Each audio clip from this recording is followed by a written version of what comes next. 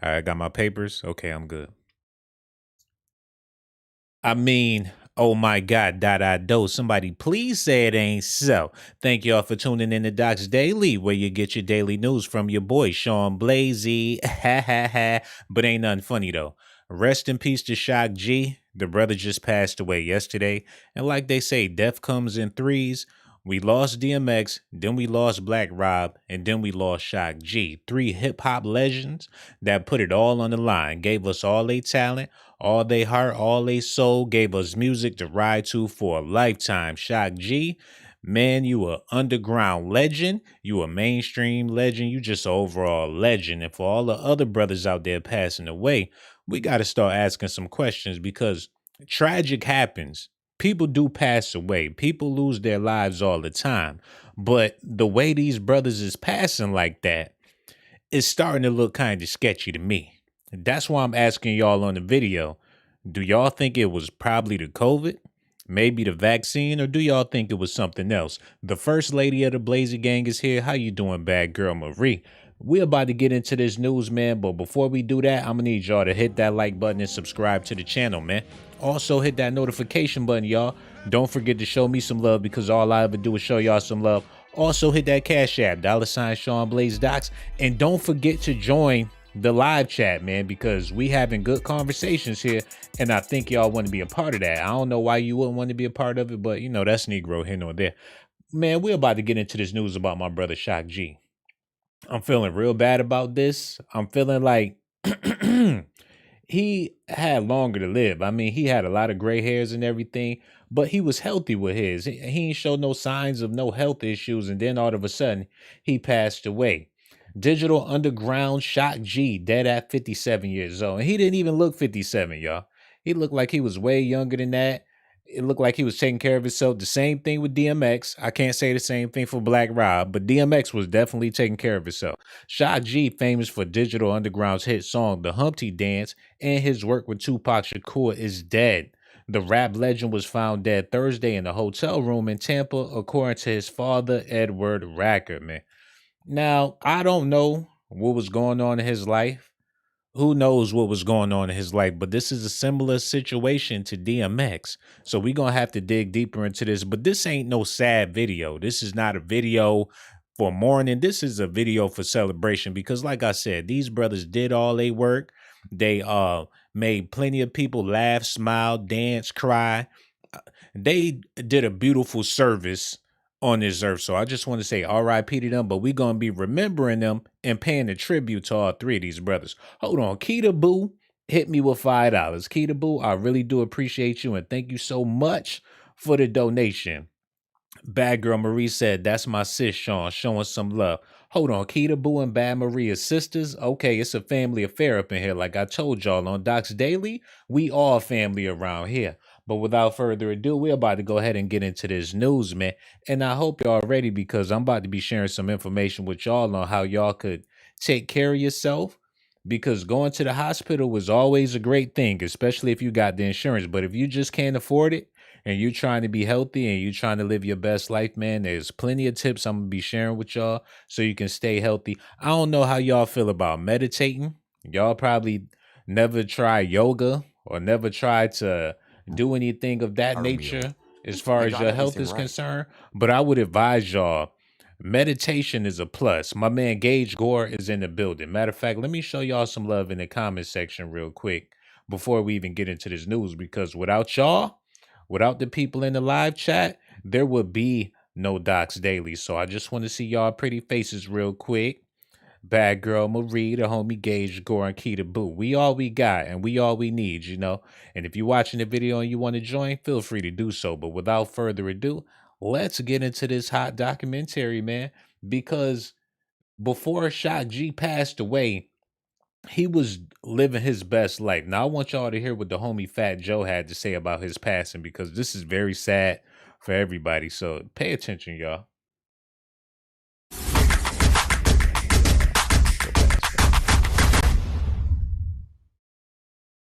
Shock G, Digital Underground. We probably would have never heard of Tupac Shakur if it wasn't for Shock G and Digital Underground. The Bay Area, our heart pours out.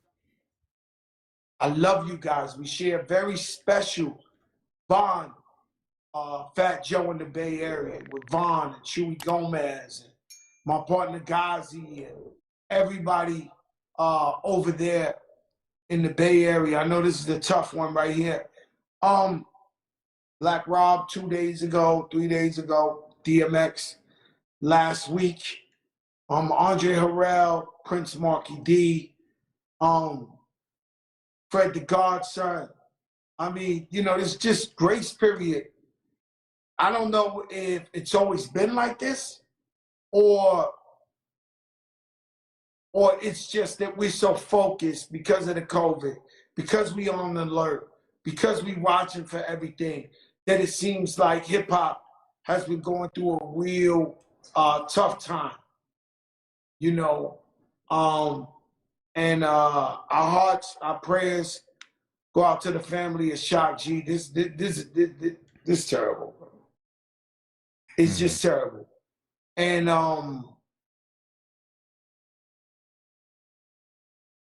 you know, it's crazy, man. And so what happens with, let me tell you, what happens with death. Everybody's gonna go. Right. Everybody. We're all here temporarily. I know people who are vegans and worked out every day and got hit with a bus. Facts. I know people who are the most healthiest in the world and caught cancer. I know the fattest people on earth who live to 80 years old. Word. Everybody is here temporarily. Okay, so that's why I told you when we started this show, man. If you could rewind this show, and I said, I'm just so thankful for the air. I'm thankful for the day I don't get a phone call that nobody in my family is hurt. And life is that precious and God is that great. And so somebody like Shock G came in this world and made a name for himself and made a legacy for himself. Put on one of the most prolific, greatest human beings and artists of all time, Tupac Shakur, the Humpty Humped, doing the Humpty Hump. Come on. Come on, man. And rest in peace, Pop Smoke, of course. I'm just talking about this COVID time. Many of our friends have been passing away. And so now we try to tell everybody we love you, we praying for you, we love you. And just because we never know no more. You know what I'm saying? And unfortunately, people are passing away at a faster rate. I don't know why. That's what I try to tell you, man. Do whatever makes you happy. Happiness is the true key. Right. As long as you're happy, bro. Whatever makes you happy, as long as it ain't hurting nobody, as long as it ain't robbing nobody or taking from nobody, happiness is key. Yo, that's some real talk coming from Fat Joe, man. He said happiness is the key, man. And you know, that's all you can really do now with all this stuff going on. And he wanted to say it, but he didn't want to say it, but he kept mentioning, you know, with what's going on with the COVID and we losing people at a faster rate because, you know, people die all the time, but the back-to-backs, especially the healthiest people out here, you know, is not immune to what's going on out here. So you just, man, look, like Fat Joe said, you just got to stay prayed up and you got to stay healthy. But, you know, y'all got to answer the question in the comment section. What do y'all think it is? What do y'all think is really going on in the world?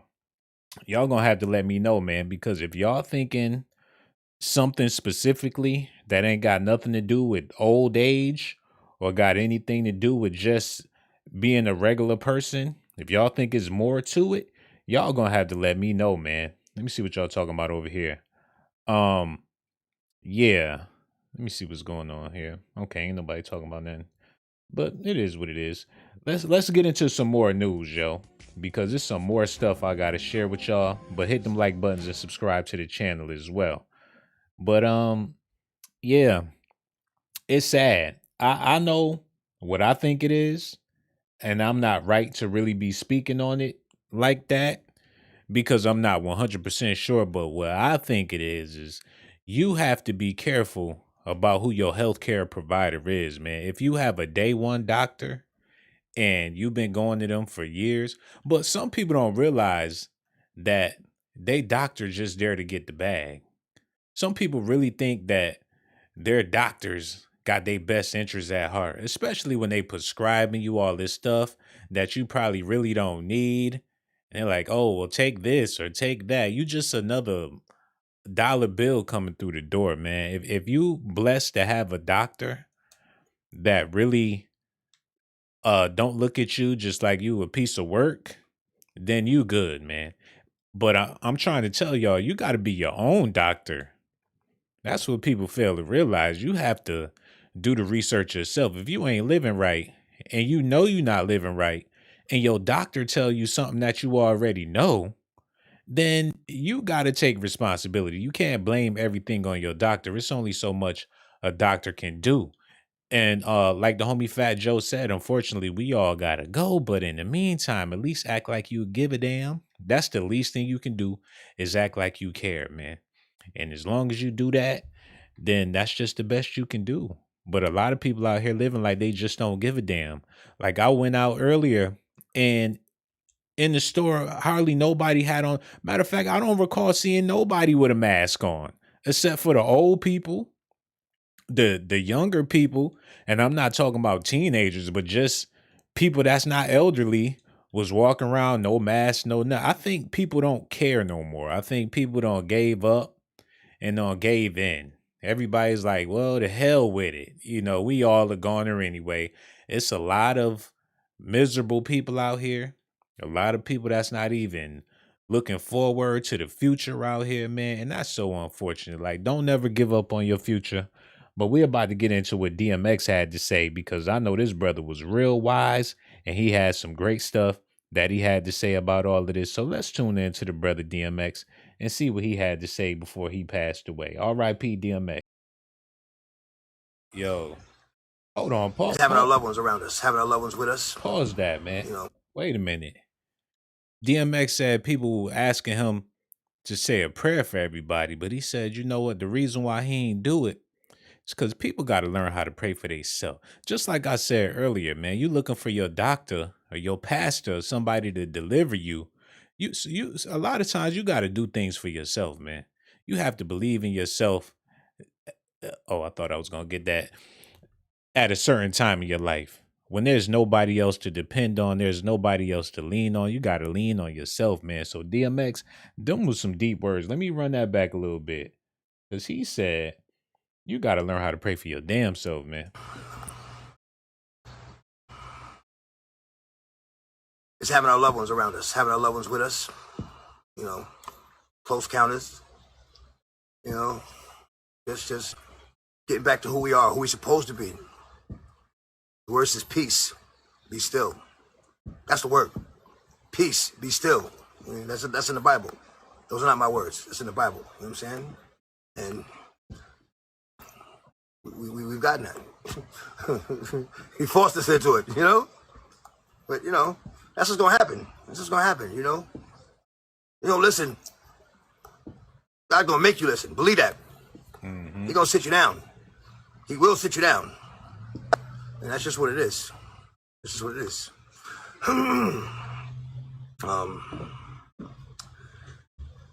There's some that were called home to God. And others who became aware of the grace that God was willing to give them by bringing them back from the brink of death. Scarface. Mm-hmm. Amen? Scarface. Making a recovery. Love you, brother. On the other hand, Fred the Godson. He's with God. Godson. Come on. Mm-hmm. He's with God right now. My condolences to the family.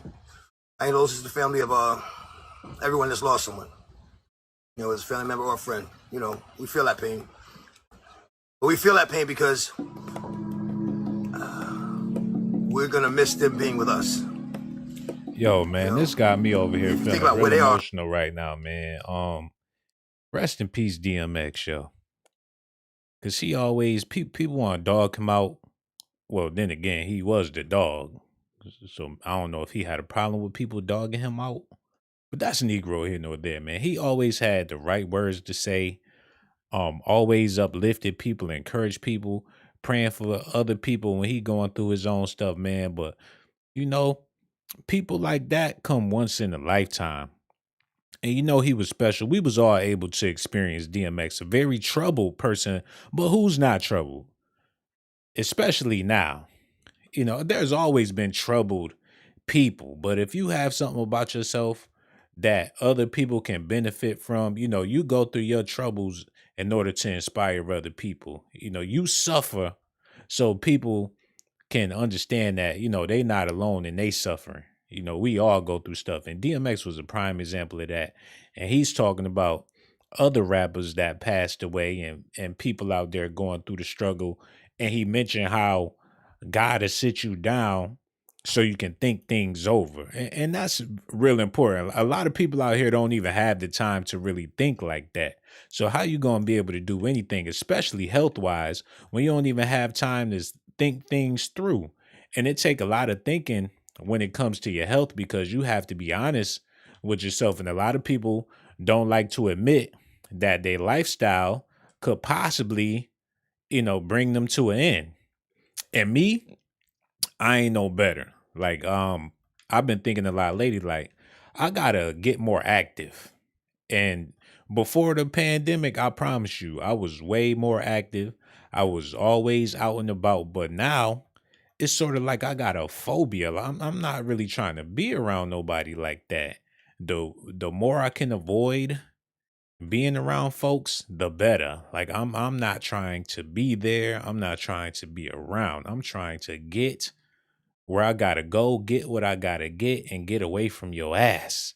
But that type of lifestyle is not healthy. Social distancing is not healthy, man. And even if it wasn't no pandemic or no Rona or nothing like that, just the lifestyle that a lot of us is forced to live is not healthy.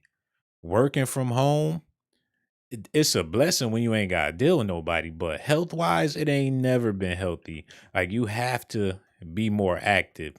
And then, like DMX, they said he went and got the vaccine so he can travel and do shows and stuff like that. And then there's a lot of people that feel like that's the reason why the brother passed. I don't know how to feel about that, but y'all gonna have to let me know how y'all feel about that in the comment section. Let me see if anybody got anything interesting to say before I continue on with what DMX is talking about. Let me double check this real quick. See what my people talking about. Okay, let me see. I'm gonna start from the top. Keita Boo said, "Did you hear about Baby Blue?" I don't know who that is. You better not tell me nothing happened to Blue Ivy, because I don't play that. Bad Girl Marie says, "Sean, do you know they trying to put DC as the 51 state?" I don't know what that got to do with anything, but I'm a research that. DC is the 51 state. Okay. They ain't got nothing to do with what we talk. Gage Gore said doctors' prescriptions are just lazy meds they give you when they don't want to help you themselves. Yo, that's what it sounds like to me. They just trying to look, man, take this, you'll be good. I don't know what's wrong with your ass, but maybe this will help, you know. Said people tired of COVID land. Real talk. Y'all ain't talking about a goddamn thing. Keita Boo said, I was in Virginia Beach last week and they was walking with nothing on their face. Exactly, sister. I don't know what's going on out here. People make it seem like, even if you don't believe in the pandemic, do it for other people. Me personally, I wear my mask for old people because I know they paranoid as hell. And you around old people and you ain't got on no mask, that's disrespectful. Cause they like, we old, our immune system weak. And it seemed like they the ones surviving out here, and it's the younger folks that's passing away. But that's Negro here nor there. Let's get back to what DMX had to say, man. Hold up. Hey, they're in a better place. They're in a better place. The word says, when I next observed the oppressions that take place under the sun, I saw the tears of the oppressed. They have no one to comfort them. Their opportunities will power, but they have no one to comfort them. So I declare that the who have already are more fortunate than the living who are still alive. But happier than both are those who have never existed, who haven't witnessed the terrible things that happen under the sun. Ecclesiastes 4. Okay, I get it with the jazz spa music and everything, but you ain't got to add no theatrics to a DMX speech, man. He gonna go ahead and put it down regardless. You ain't got to add no smooth jazz when DMX is speaking the gospel. But that's Negro here nor there, man. Let's continue on. The brother always been deep. He in a better place. But if you didn't catch what he was saying, he was speaking about how the people that passed away, they in a better place. They not suffering no more. It's the people that's still living that's going through it. But if you living and going through it, make it worth your while. Do a good deed. Be positive. Spread love while you alive, man. Just do it for the hell of it. Do a person a favor. Give a person a compliment. Like while you here during your time, spread some love. And that's all I do. You know what I'm saying? That's why I got the Docs Daily. Give me all this information on a daily basis, because people gonna have to realize, man, life is short, but with the time that you have, you might as well use it wisely and just make the best of it while you got it. And then somebody else will benefit off of what you've done. And that's why I want to give a special shout out to all of our ancestors, man, all the legends that came and went, that did great things for people while they was alive. And y'all will never be forgotten, just like the homie DMX, Black Rob, and Shock G, man. And I'm gonna keep on having these conversations, because you can't ignore the fact that people dropping like flies, and you don't know if you're gonna be next. But I'm just here to let you know that you gotta stay positive regardless and make the best of it while you got it. Now, that was DMX. I just showed y'all the video of praying for people and speaking about the people that passed. Now here go Black Rob praying for DMX and sending his condolences to DMX before he passed away, man. So it's a domino effect here, y'all. Listen at this, man.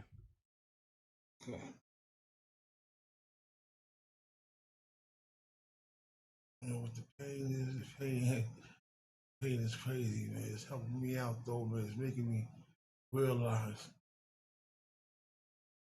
I got a lot to go, man. A lot to go on. Man.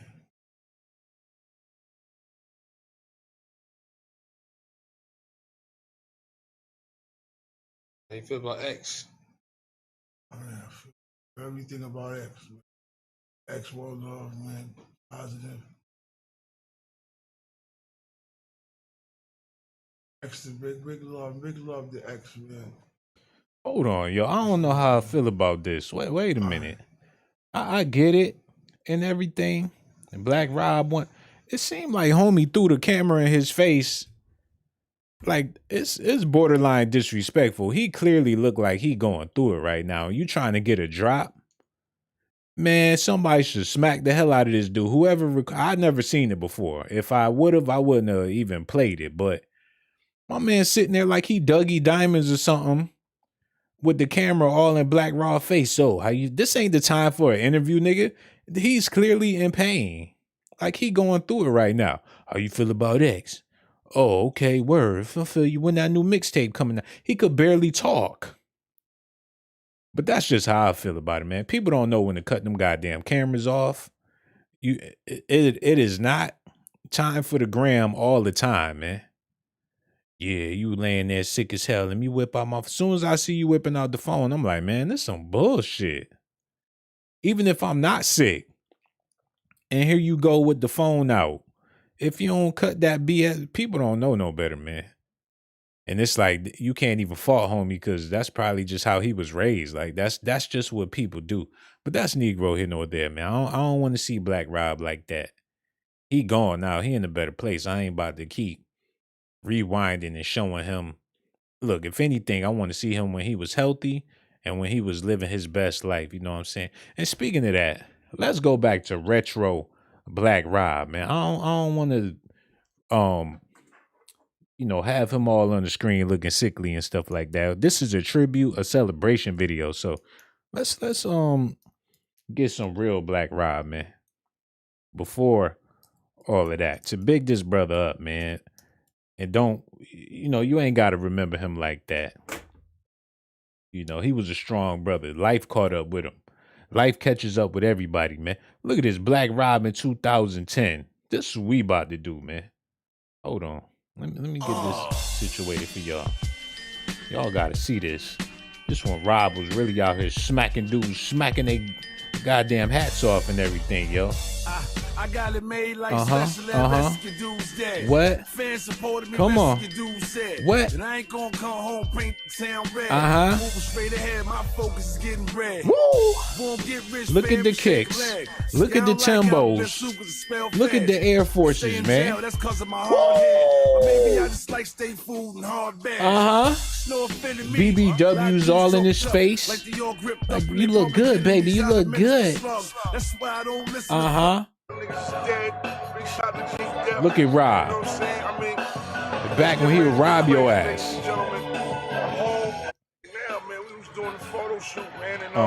Who you shooting the photo shoot with? Nico Roman, man.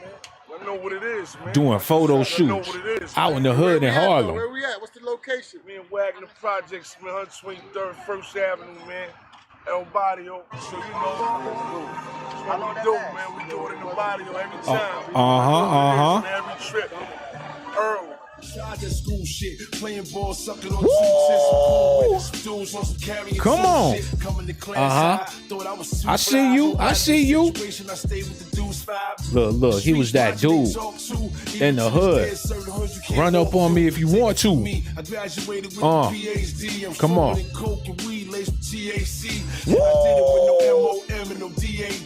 And I put it down in my town like EA ski. Come on. Global warming got it hotter than normal. What? Still lying, talking about shit they gon' do. Find a new hustle, fan feds is on you when you get knocked. All I can say is I want you. I've been through most jails, I win with most fails.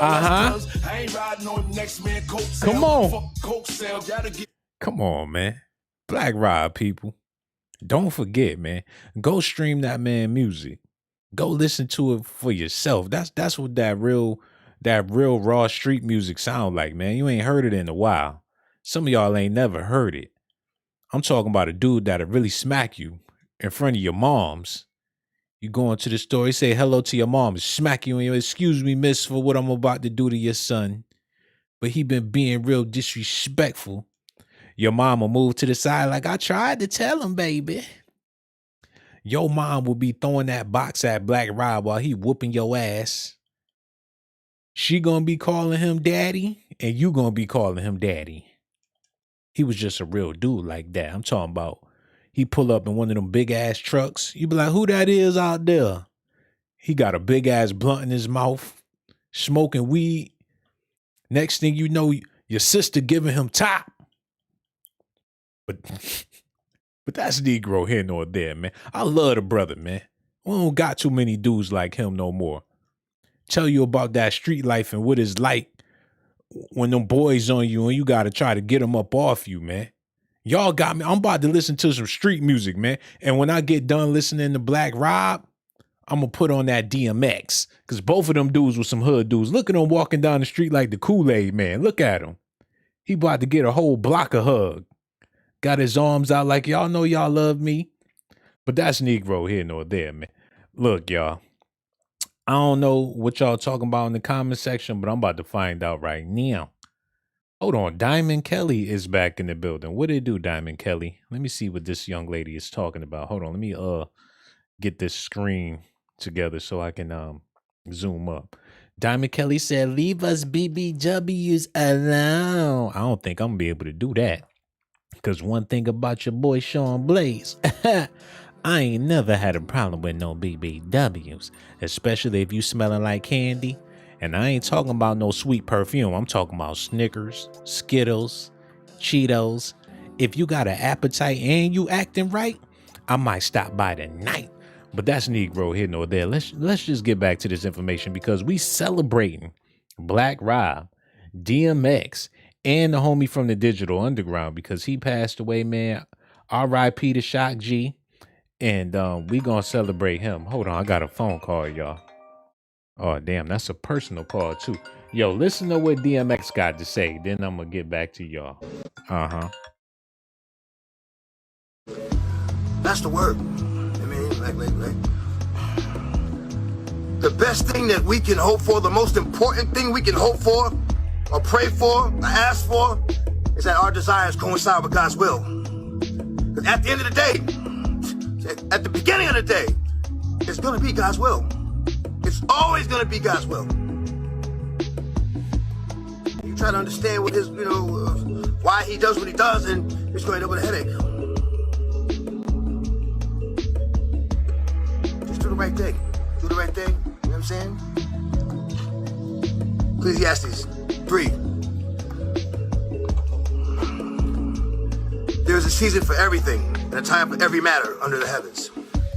A time for giving birth, and a time for planting, and a time for uprooting what was planted. A time for healing. A time for tearing down, and a time for building up. A time for crying, and a time for laughing. A time for mourning, and a time for dancing. A time for throwing stones, and a time for gathering stones. A time for embracing, and a time for avoiding embraces. A time for Yo, we time back. for embracing, and a time for avoiding embraces. What? Back, yo. Come on. DMX. A time for searching, bruh, and a time for losing. I hear you. A time for keeping, a time for throwing away. That's right. A time for tearing, Uh-huh. a time for repairing. Right. A time for keeping silent, Mm-hmm. and a time for speaking. Yo. A time for loving, and a time. Yo, it's a time for everything, man. DMX trying to tell y'all, it's a time to eat. It's a time to go to sleep. It's a time to use the bathroom. It's a time to wipe that ass. It's a time to take a bath. It's a time to get dirty. It's a time to take a sip, and it's a time to be thirsty, man. It's a time to play video games, and it's a time to go insane. It's a time to act like you got some sense, then it's a time to get bent. It's a time to spend some money, and then it's time to pay the rent. It's a time to subscribe, and it's also a time to hit that like button. And it's also a time to hit that Cash App. $ Sean Blaze Docs, man.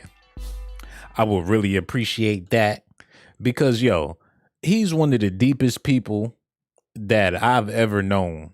And I ain't even know him. I'm just saying he's a very, very deep brother and he will be missed, man. I'm already missing DMX, man. So y'all show him some love in the comment section, real talk. Because this dude, he always kept it real and he inspired me to do the same thing. You heard? Real talk. But we're about to keep going with this information. There's some more stuff I want to share with y'all when it comes to the brother DMX, because he gave a whole lot of great interviews in his lifetime, man. And he's just a pleasure listening to because, you just ain't never, ever came across nobody else like DMX, man. So we're about to get into this. I hope y'all listening. I hope y'all paying attention. And I'm just going to be kicking it with the squad while this is going on. So let's go ahead and get into it, man. Without further ado, we about to kick it off with a DMX interview. This brother, full of energy. Yeah, bro, yeah. She's fucking with the Italian nigga. You know what I mean? Like, yo. Hold on, y'all. I got to get it together. Y'all stay tuned, man. Show me some love. Hit them like buttons. Now we about to get into this DMX, having a conversation with Nori and a couple of other dudes. Then we going to get into Shock G and Black Rob. But we going to deal with X right now. I see that. Poligimo, what's his name? Cologimo, yeah, that nigga. Yeah. He's out of here, yeah, he's great. But yeah, I was like, wow. I was a little intimidated. You know what I'm saying? Because this is Belly? No, just with the reading of the script with Terrell Hicks. Wow. You know what I'm saying? That's how you got the role. Yeah, she did. Okay. I called me to his house to do a reading, and you know, she bad as a motherfucker. Right. And everybody just acting cool and mellow like they ain't famous. I'm like, all right, what you want me to do? And then, like, you know, I was like, all right. And she's already experienced too. Right.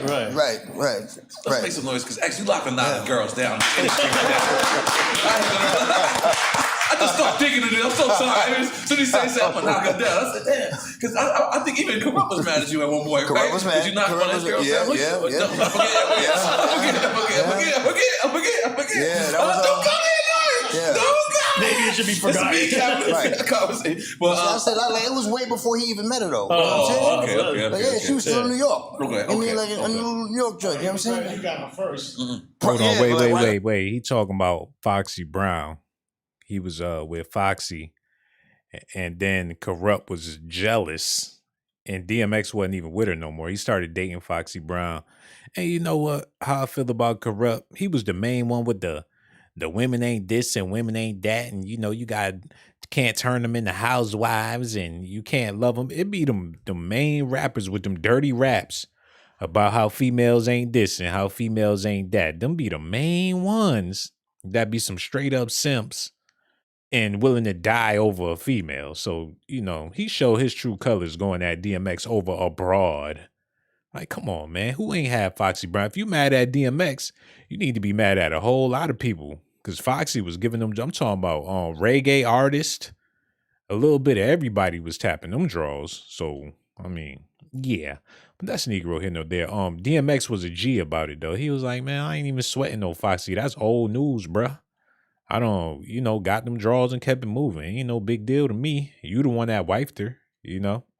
But back to the Come on, you can't get mad at nigga for getting it first. Nah, and you had the #1 album twice in that year. Right. I would be mad too. But so it was a problem though. So you went on legendary tours. Like, I watch footage of you every time I do this. Like, even though you're my friend, I still want to do my just diligence. So I go out there and I watch, and like, you go on rock and roll tours. You go on where the roads don't end. Right. They should just keep going out there. Like, what is your most memorable tour? All I have to say was Woodstock. Well, that wasn't a tour, that was just a show. But man, like the people blended with the sky. There was so many people. I mean, and it was never crazy. Invited me to Woodstock. It was crazy. They didn't? They should have. No, continue. I'm sorry. They should have. I mean, but Woodstock. That's where Willie Nelson and them niggas take mushrooms. Right. Yeah. Right. That's the place Woodstock, right? Where they did the original old school Woodstock. Yeah, it was Woodstock 2. Right. It was Woodstock 2. You know what I'm saying? Like, they wanted to recreate it. You know what I'm saying? Of course, it wasn't the same. Right. You know what I'm saying? But still epic. Yeah. Shit was good. It was dope. That was your favorite one? No, that was my biggest. I think I want to. Yo, you know how much love you got to get to be invited to Woodstock? Yo, them people ain't trying to see you if they ain't rocking with you like that. Like, we like to bring out Lil Uzi Vert. They be like, nigga, what the fuck? Matter of fact, they probably would rock with Uzi at Woodstock. But you not about to bring out no goddamn Pooh Shiesty at Woodstock. They gonna tear that motherfucker up. Like, get that nigga off the stage. But DMX come out, where my dogs at? Everybody went crazy. And you know they love dogs. So DMX was a household name. Like, look, he loves dogs. I have a dog. Look, roof, roof. Little old white ladies at the mall barking his songs. DMX. You think she don't even like rap music. Oh, that DMX. That's my favorite. But that's Negro here, no there. Let's get back to this. Like, after a while, the shows just blended together. You don't remember which one's where you was at or whatever. But I remember one show in Philly. And, I don't know if it was on the Hard Knock Life tour or the Cash Money tour. It might have been Survival Illis. Def Jam. Yeah, I think I did a couple of dates of that. Yeah, and I was in Philly. I rocked the show and did the prayer at the end. Kind of like first time doing the prayer? No. Okay. That was my first time, I think, like, getting as emotional as I did. Okay. I mean, and to hear the support of the fans when you're at that point, thank you. You know what I mean? It's like, wow. I mean, because it you know, break it down could always be construed as a sign of weakness. You know what I'm saying? Or you soft or something. You know what I'm saying? But for people to take it in its proper context You know what I'm saying? I was like, wow, that's power. Right. That's power. You know what I'm saying? When, another joint, South Carolina. So we in the hotel across the street, Hard Knock Life Tour. Jay and his people on this side, me and my people on this side. And, we sitting there together, drinking, talking, questioning somebody's wife. We ain't gonna get into particular specifics. Shit, I didn't know we was going there, but I'm so in. Let's during go. that time I had 12 shots in 10 minutes of tequila. I'm like, this shit ain't nothing. Because it didn't burn, it just went down like, it's a shot, swallowed it. Big mistake. They was like, yo, it's time to go. I stood up and shit was spinning. I'm like, all right, I can make it. And the venue was right across the street. All right, cool. Went over there, I was already dressed. Went over there, and the first song, I walked straight off the front of the stage. Oh, it fell. And shit. And it was one of those times, sometimes the stage be like, real high. Yeah. And what made you always, your own hype man, or the crowd is your hype man? Right. What made you say, I'm doing this by wait myself? a minute. Wait. Because when I did it, Yo, this helping me realize, like, DMX was like a real rock star. When you think about it. The music, the hardcore lyrics, he was the true definition of a hip hop rock star, man. Like, he go out there and put on a hell of a show, like, and people will tell you, nobody ever put on a show like DMX. When you talk about your favorite performers or who you went to go see live, that was your favorite, 9 times out of 10, they're gonna be like, DMX shut that shit down. And I don't think I've seen him live. Let me think about that. I don't think I went to the Rock the Mic tour. Unfortunately, I went to the Up and Smoke tour. Did I go? Matter of fact, I did see him live. I went to the Cash Money Rough Riders tour. And you talk about energy in the crowd. When he come out, people crying. People singing, people jumping up and down, like, man, it was a beautiful experience. Like, he was a powerful dude, man. And I don't think we ever gonna see that again. And we mourning the dude X's fans, but it seemed like his family, I don't know what they doing. His wifey out here, I don't know what she doing, but when you with a dude with that much fame and that much power, it's kind of hard not to be a groupie, I would imagine.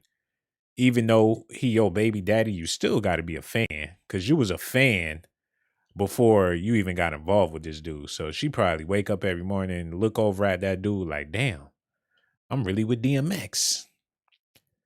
But that's Negro here nor there, man. See what y'all talking about. So it's like, ain't no sense in giving a motherfucker a part of what I'm already doing. You know what I'm saying? Get in where you fit in, nigga, but not on this. Right. Right. And you never felt you needed a hype man or wanted a hype man? Actually, my first hype man was Ja Rule. I thought it was Drag On. No, hold on. Wait. It was the first show on BET. It's called Showcase something. The first show on BET where they show people performing. Stop. Look at me. I'm all messed up. I do apologize. Oh my God, I'm all over the place. But he said his first hype man was DMX. Not DMX, but Ja Rule. Ain't that crazy? I had to stop the video to show some love to my homie Sean Pimpin is in the building. What it do, dog? He said, R.I.P. Shock G. He said, something ain't right about what's going on. Don't take that vaccine. Bruh, that's why the question for everybody out there that's watching the video is, do you believe that it was the COVID or maybe the vaccine, or do y'all think it was something else? Me, I don't know what to believe at this point, man. I can lean either way with it. But we live in some crazy times, yo. And it seemed like a lot of our people is dropping left and right. And it ain't right, man. It is really not right. So we gonna have to just stay prayed up and come to grips with the inevitable and be positive the whole time, man. Because DMX was positive. He was an inspiration. He an inspiration for me because he was so positive before he passed and everything. So that's how I know he at peace and he in a better place, man. I don't feel bad for the brother. Actually, I'm happy for D because, he in a better place, man. He did everything he had to do. But let's get back to this information because he said Ja Rule was his hype man. And for those of y'all that don't know, Ja Rule and DMX started beefing when Ja Rule started taking off and his career started going somewhere, DMX like, look, man, you still my hype, man. You popping now, you on the radio, but don't act like you wasn't opening shows for me and shit like that. Talking about everybody put your hands together for DMX. Don't do that. Matter of fact, I need to pull up that. I'm about to pull that up. Where DMX and Ja Rule was beefing. Y'all stay tuned, man. I'll get it together for y'all right now. Cause that was hilarious. Hold up. Stay tuned. Don't y'all go nowhere. Don't you go nowhere. It's about to be a screamer.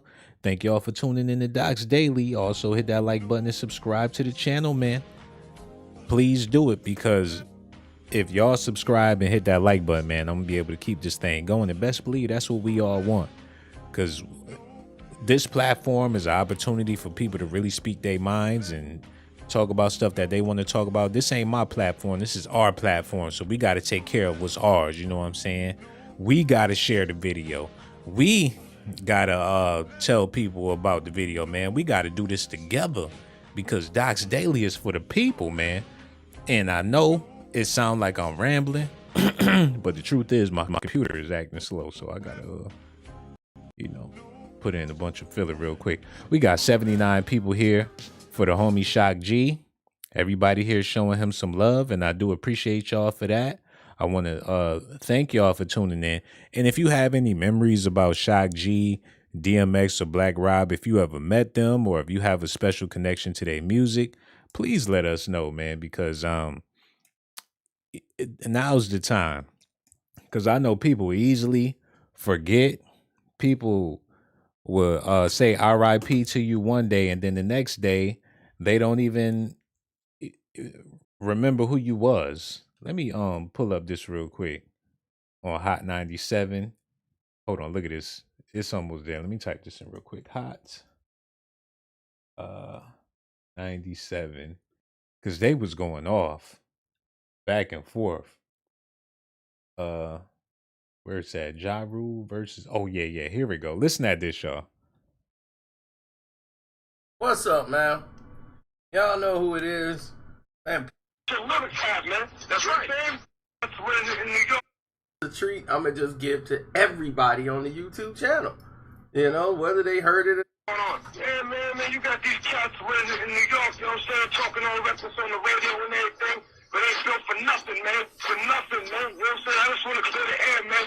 When y'all hear these drums, y'all gonna see what's going on, man. That's all I got to say, man. You know what I'm saying? Clarify some things, because I mean, you've been one of the most successful cats in a long time, man. Great records, big numbers. You know what it is? The thing about that is, man, it's not the amount of records that make somebody successful, man.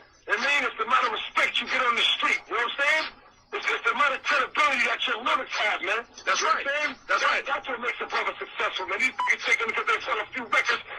If you ain't hot, you still whack. You just taking the place right now, man. You just moving that slide down for a minute. That's all. Oh. That's right. I mean, but you're respected in the street. So what is actually going on? There's something wrong, because I can hear it in your voice. Yo, I could not sell a record for the rest of my life and still get more respect on the street than that nigga, man. Which cat are you talking about? Don't worry about it. You know what about y'all motherfucking man. What's going on with Ja Rule and you? You know what's going on, dog. Your man running around, you know what I'm saying, talking all you can't with me. You never could me, man. Ever. Now, did you guys have some kind of friendship at one point? Yeah, we had a friendship. He was my hype man. You know? He's your hype man. Yeah, he was my hype man. Before I came out of... Oh my God, Joe. Wait a minute. I know this is a water under the bridge.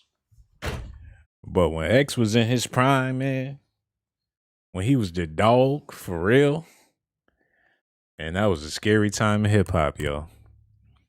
Shit, I know y'all had a friendship. Yeah, we had a friendship. He was my motherfucking hype man. When I come out on stage, he waiting there like my bitch. Listen at this, man. Your man running around, you know what I'm saying, talking all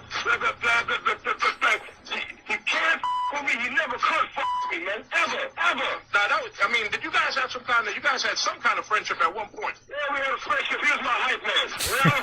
He's your hype man. Yeah, he was my hype man. Before I came out on stage, he came out and told me trying to throw their hands in the air and stuff like that. You know what I mean? Damn, that's him saying, Daddy's my man. Before I come out on stage, you tell the crowd, throw your hands in the air, shit like that, faggot. Yo, DMX was a wild boy, man. He was a wild boy. Hold on, y'all. Before I came out on stage, he came out and told the crowd to throw their hands in the air and stuff like that. You know what I mean? Rotten faggot. Yeah, man, well, that's what I'm saying. Daddy's my nigga, man. But, I mean, little man kept, it's going down, man. That's all I'm going to say, man. It's going down, man. You know what I'm saying? I kind of heard the guy say some shit like, I'm jealous. Yo, check this. The only way that he would even think that I'm jealous of him is for him to know that he's just like me. You feel what I'm saying? All right. Why wouldn't I be jealous of Alicia Keys selling more records? You know what I mean? Why wouldn't I be jealous of Nelly selling more records? Why wouldn't I be jealous of K-Lo selling more records? The only reason why he says I'm jealous of this nigga selling more records because he knows he sounds just like me. You feel what I'm saying? A lot of people sell more records than me. Why am I jealous of them? Why am I just jealous of him? Tell me about it. You know what's going on, man. I ain't fooling nobody, man. I'm right about you. Scotty, I still love you, you nigga, you know what I'm saying? What's more important than that is our family, you know what I'm saying? Right. It's friends, you know what I'm saying, too. So, Chance is going to mess that up. Like I said, he stole my throat, but your man is going to get his ass whipped off. Straight up. Expression. Is this going to be record or we're talking... Record, man. I'm talking music, man. All right, music. So he ain't going to buck on fire, man. I ain't trying to go to jail for that nigga. You feel what I'm saying? As long as it's all music and this record, that's cool. Yeah, man. I mean, so actually, man, I just want to call let New York know, nigga. Every time I'm in the streets, man. Hold on. He says, this going to just be music or y'all going to fight. He said, man, it's going to be music. He only $1.25. I ain't trying to go to jail for him, man. Whoop Ja Rule ass. Next thing you know, they got the handcuffs on him. Like, nah, let's just keep it in the street. He lightweight, man. Matter of fact, let's keep it in the studio. He don't want them type of problems. And I know this is old and everything, but I'm just reminiscing on X, man. He was a wild boy, man. One of the wildest. You would never hear nothing like this. Young Thug going at Rich Homie Quan on Hot 97 radio. When I see you, I'ma smack you, bitch. When I catch you, I'ma put both hands around your neck. Rich Homie Quan, come on, folks. You know we family. You know I'm your hubby. You know I'm your hubby. Don't say that no more, baby. We ain't got no beef, daddy. Bring that ass. I already bought it. These rappers wouldn't be beefing like that nowadays, man. They too busy doing whatever they doing, man. But back to what this homie was talking about, man. Now, like some old cat, you know what I'm saying? Every time I'm in the street, that's all I hear. Dog, we waiting for you. Dog, hit us again. Dog, I mean, just want to clear the minds of, you know what I'm saying? But niggas get their new fame and everything and just don't know how to handle it. I'm still the same person, man. Right. I mean, I am still that same person. Ain't nothing changed, dog. Nothing changed about me, niggas. Walk funny now, niggas. Talk funny now, niggas. Scared to say what's up in the club. And come on, man. That's that cat man. That's what I had to say, man. Because, I'm not the type to leak shit. With this week, it's on. You feel me? Well, 105.1. Did you heard it? So there it was, So how? Oh, man. That was crazy, yo. That was crazy. Hold on. This dude talk. Get to the part where Ja Rule just called, went public. Shut your ass up, man. Hold on. His name, man. Y'all stay tuned, man. Let me see how many people up in here. And see how many people hit that like button. Ain't nobody. Y'all ain't. It's 113 people in here. Yo, if y'all not going to hit the like button and subscribe to the channel, at least show some love to Shock G and DMX and Ja Rule. That's all I want. It ain't about me right now. It's about these brothers that passed away. Out of line.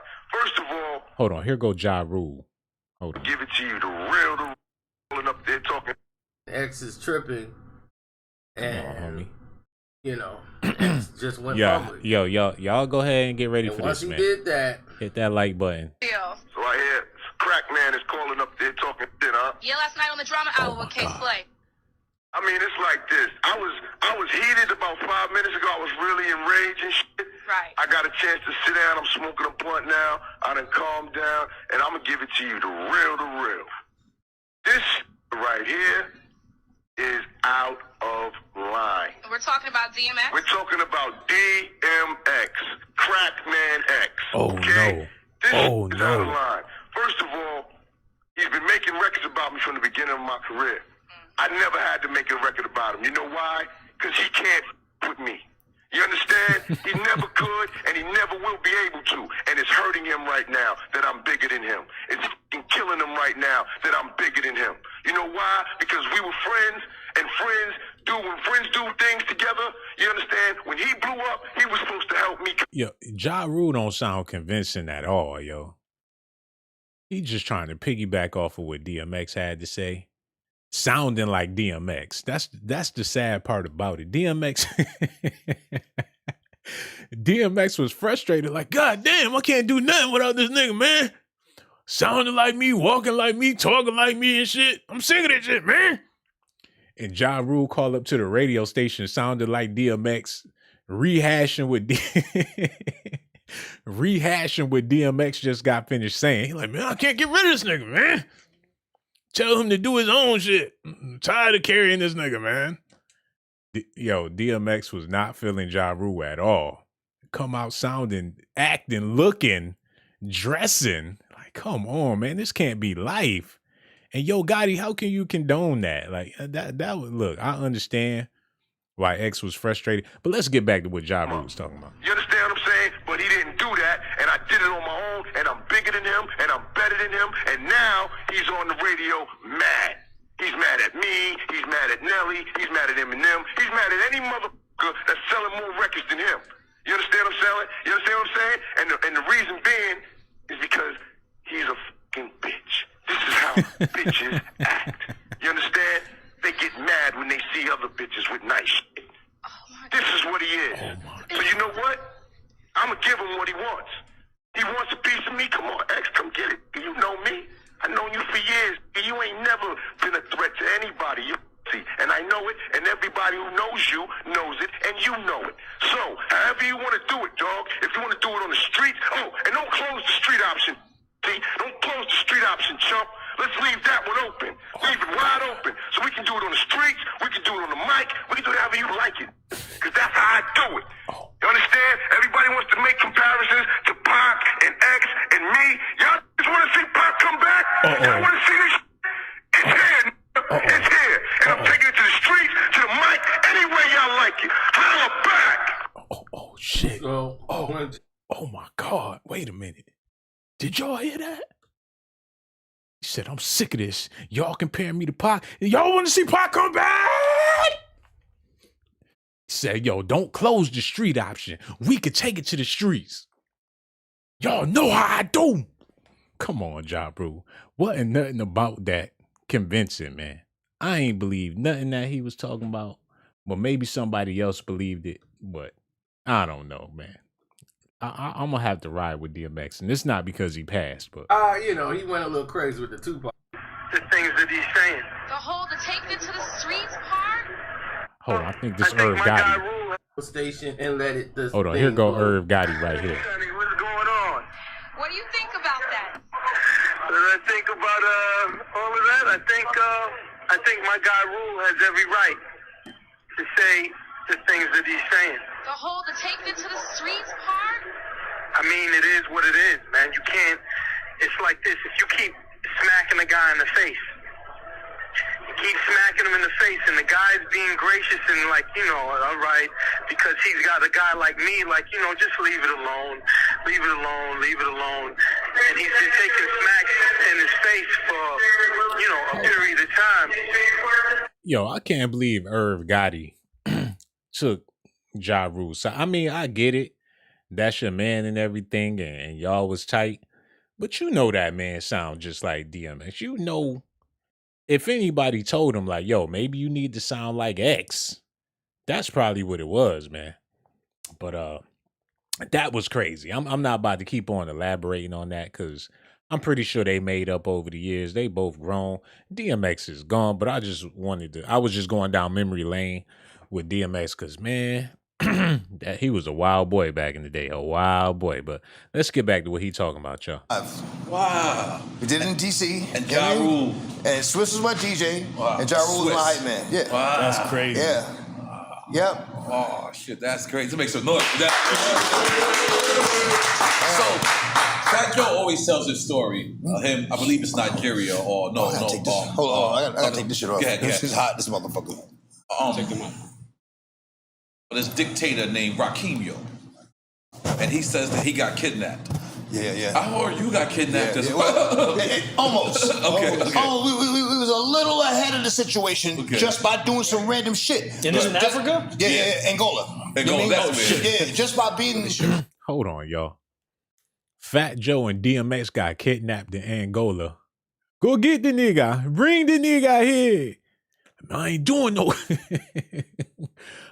no show for no elephants, man. That ain't what I do, man. Get some real people up in there. I'll probably do a show, but some elephants and some giraffes, homie, I ain't gonna be able to do that shit. You're going to rap for my elephant nigga. Go get the nigga. Yo, Fat Joe, I don't know what we gonna do, man. Just rap for the monkeys and the giraffes, and we gonna get out of here, X. I ain't rapping for no motherfucking giraffes, man. I don't know why they got kidnapped in Africa. Hold on. You know what I'm saying? Huh? I'm not sure. Oh, this shit. Come on, Lee. Come on. We done been through this already. We had this talk already. I'm family, nigga. I'm family. Don't do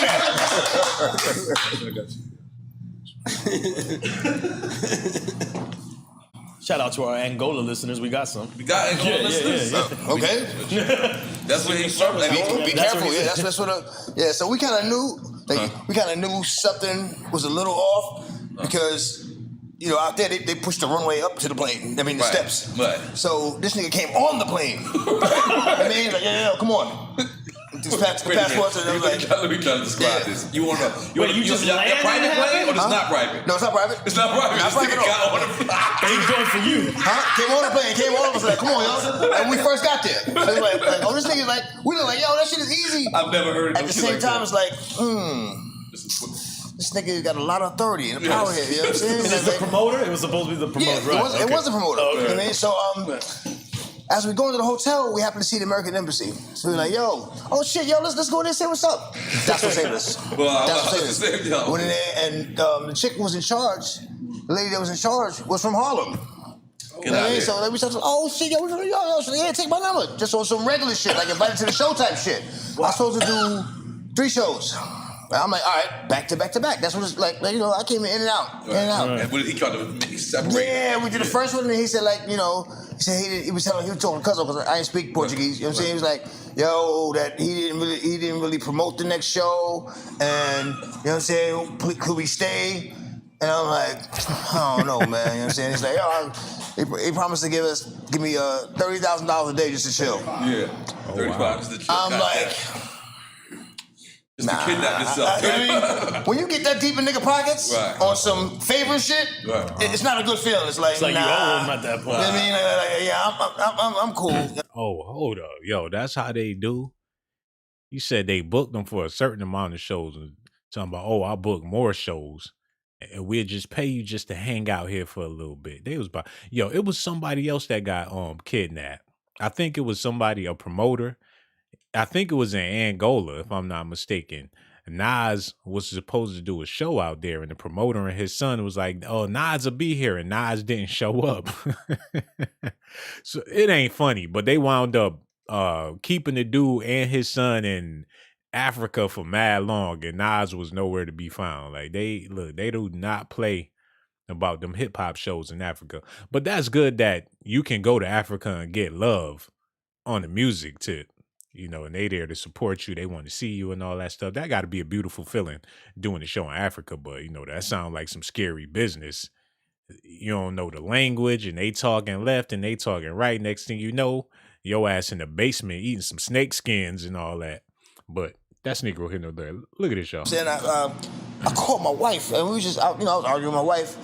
And I guess the guy thought I was complaining about being there. Right. And it's the first time I heard him speaking English. He told Cuzzo, he said, if DMX is the problem, I have a problem with you. I'm like, oh, shit. You know what I mean? Like, I didn't let him know that. I see him, and I'm like, yo, this is not good. You get a glimpse of who the nigga really is. You know what I mean? Like, he was a nice guy all the time, facilitating nigga the whole time. And now all of a sudden you see the beast come out. Wow. Problem with you. Like, how you gonna have a problem with my man? So I'm not have a problem with me. Like, what the fuck is wrong with you?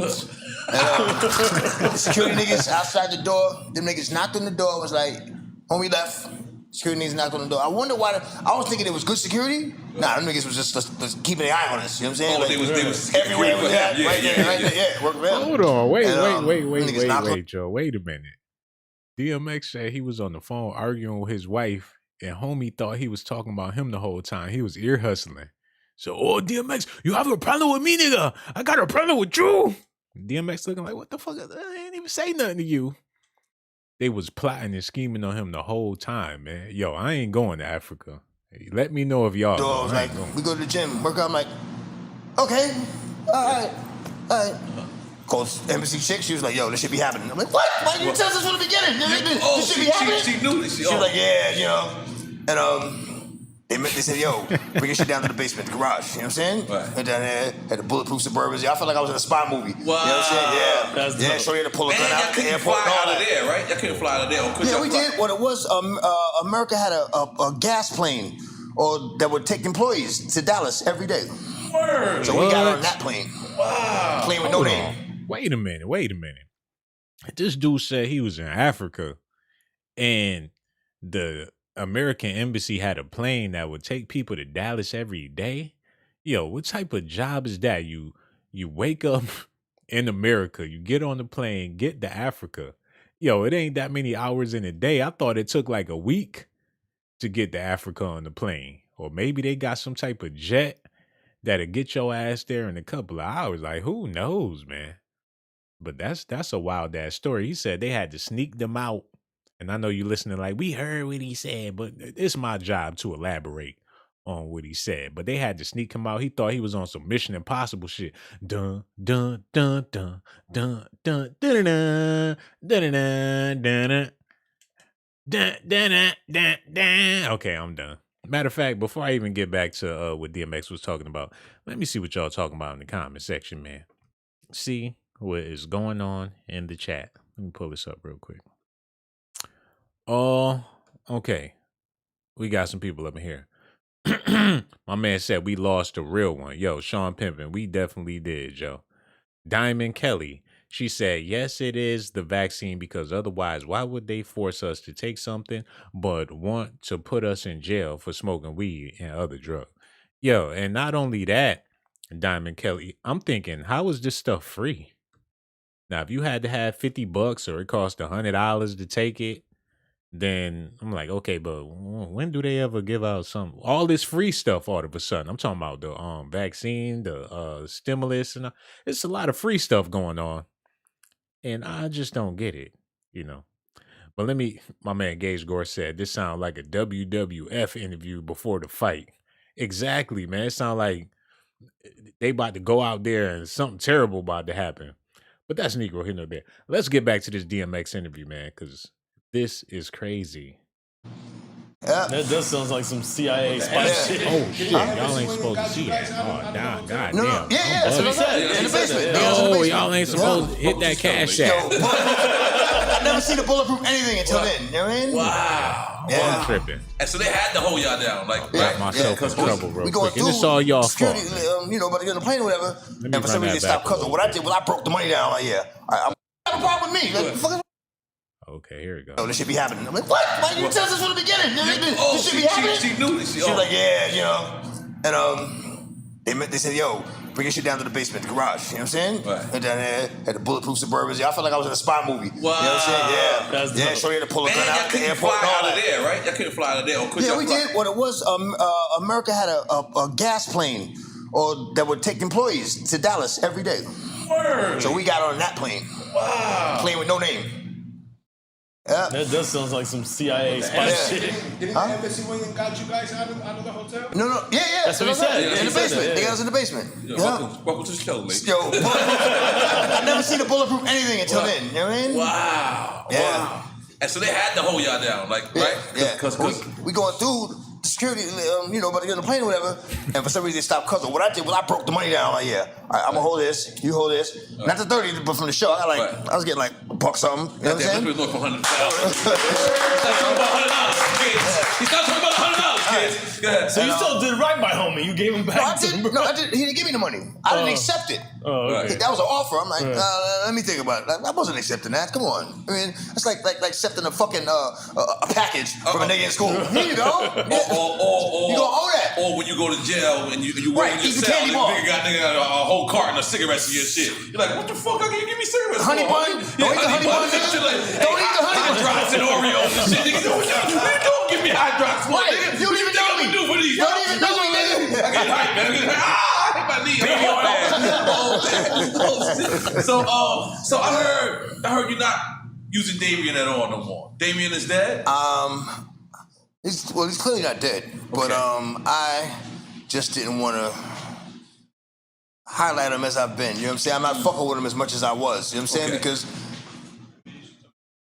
you know, we all know who Damien is. You know what I'm saying? And the fucking with him part is mental. Wait a minute, Joe. Yo, man, I thought I'm big in DMX up like he passed to TD Jakes or some shit. Now I remember the Damien skits and in the music and everything, but he talking about Damien like he really got a relationship with the devil and all that. Talking about, oh, I ain't really messing with him no more. You know, it's more of a mental thing. So he was on that shit too. That evil Illuminati. Oh, see, I promise to never say that again. I take that back. Illuminago or whatever you want to call it, secret society, or maybe he was just straight up into the devil. By the sounds of this, man, it's about to get real deep. I'm gonna need y'all to hit that like button, subscribe to the channel, also hit that notification button, man, because it just got real up in here. Yeah, let me run that back a little bit. That's kind of crazy. All right, listen, y'all. No more. Damien is dead? He's clearly not dead. But I just didn't want to highlight him as I've been. You know what I'm saying? I'm not fucking with him as much as I was. You know what I'm saying? Because, you know, we all know who Damien is. You know what I'm saying? And the fucking with him part is mental. You know what I'm saying? So if he's up here, if he can get to you, then, you know, it comes out like that. You know what I'm saying? But I'm not saying I don't go through anything. I'm not saying that, you know, the devil ain't still on my back. You know what I'm saying? But God is more present. God is more present. Make some noise for that. That's what's up. So another story that was real funny. I remember you was on this movie set. I called you one time. You was on a movie set. This is back then. And I came to the movie set to come see you, and you was driving off of the movie set as I was coming to see you. But I couldn't be mad at you because you know who you drove off with? Oh. Aaliyah.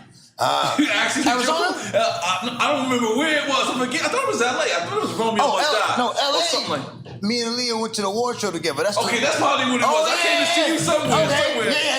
Hold on, wait a minute, yo. Nori said he was coming to see him at the movie shoot, and X was riding off with Aaliyah. Like, okay, I'm gonna holler at you later. Me and baby girl, we about to go. Yo, I thought they was just in the movie together. I didn't know that it was something more. Damn, Aaliyah? Yo, R.I.P. to Aaliyah, but that's Jay-Z, DMX, R. Kelly, Dame Dash, the whole Rock the Mic tour. Yo, I ain't gonna speak nothing bad about Aaliyah. Rest in peace, baby girl, but damn. I mean, I don't know what they were so crazy about, but I guess back then, butts and breasts and stuff like that didn't matter. I think it was more like to have your bragging rights, like Superhead. They're like, oh, you ain't never been with Superhead before? You just join in so you could be a part of the conversation. So you can have your stories around the fucking pool table or whatever. Like, yeah, man, she do got that Superhead or whatever the case is. But I ain't saying that's the case with Aaliyah, but something was up. Let me get back to this. And I was seeing you was like, I'll be back, and I was like, oh shit. That's a convertible. How could you be mad? Yeah. So how was your relationship with Aaliyah, man? She was a beautiful person, man. Yeah, beautiful angel, person, right? Everybody down to earth, yeah. cool as shit, you know what I'm saying? Made me feel really comfortable. Like I said, I had that same hesitation, you know what I'm saying, when I met up with her and did the movie. You know what I'm saying? That was my next movie. I was like, a little nervous, you know what I'm saying? But she, you know, made me comfortable, you know what I'm saying? We laughed a little bit, like, okay. All right. Kept her touched a little bit, you know what I'm saying? And when the wars came up, I saw she was dead. I already had something crazy. You know, like I was getting like a Benz or a Ferrari or something, you know what I'm saying? I was like, nah, I gotta go get the Rolls Royce for this situation. We going together? Okay. All right. Gotta pull that Rolls out. Make everybody mad. That was the point. That was perfect. Like, I'm gonna do 3 miles an hour out the parking lot on the street, you know what I'm saying? Make sure everybody see this situation, because it's like that. You know what I mean? Now, what is it with you with cars? Like, you love cars. Yeah, like, I love cars. You love automatic cars. You love remote control cars. Yep. So what is this like? Growing up, nobody in my family had a car. Wow. Yeah. My grandfather had a car, but he used to always fart in it. Ooh. So I always got a memory of cigar smoke and farts. Like he's so like I never farts on top of that. No, it's my black grandfather. So he had a different type of farts. There was cornbread coming out of that motherfucker. Boom. That was different. So nobody had a car. Where these conversations be going, man? First, you like a lot of cars. Yeah, I like cars, remote control cars. Why do you like cars so much? Because nobody in my family ever had a car. Me? Oh, nobody in my family ever had a car neither, but except for my grandfather, but he used to fart in the car. So, that didn't make me want to drive until I turned like 35 years old. Your Puerto Rican grandfather? No, the black one. He was nasty. He used to fart in the car all the time. Oh, come on, man. Good thing is drink champ. Hold on. Homie hit me off with a beautiful donation. Yo, thank you so much, my G. Truth be told, allegedly is in the building. He said, salute to you, fam. Yo, thank you so much for the donation. And thank you for joining Docs Daily, brother. You always welcome here. We a family around here. I see Palman in the building too, man. So glad to see you, pal, man. But without further ado, man, we're about to get back into this news. She said, why Shock G hair look like Frederick Douglass? That's because he was an old brother and he was a soul brother on top of that. Shock G was like the George Clinton of hip hop. So he was a little weird and everything. Matter of fact, I'm going to do his Wikipedia to figure out some more stuff about Shock G. But he was a legend nevertheless. So regardless of how he wore his hair, he was an artistic person. That's the reason why he wore his hair like that. But that's Negro here nor there. Let's get back to the interview, y'all. This boy DMX is a wild boy. So when you got of age, was that like something like? Yep. Okay. Yep. I had a fascination, especially with the old school joints. I mean, because I didn't know it then, but I know it now. But like an old school car, all you gotta do is listen to the car. Wow. And it'll tell you what's wrong with it. These new cars got all different lights, shit on the dashboard. Like, I don't know what the fuck, but it should start jerking a little bit. You already know what it is. Right. And making a certain sound, you know what it is. You know what I'm saying? Yeah. Yep. That's what the fuck is up, man. Let's make a noise back, goddammit. So now, you just recently got off of Versus. Yes. You and Snoop Dogg. Me and Snoop. How did you feel about it?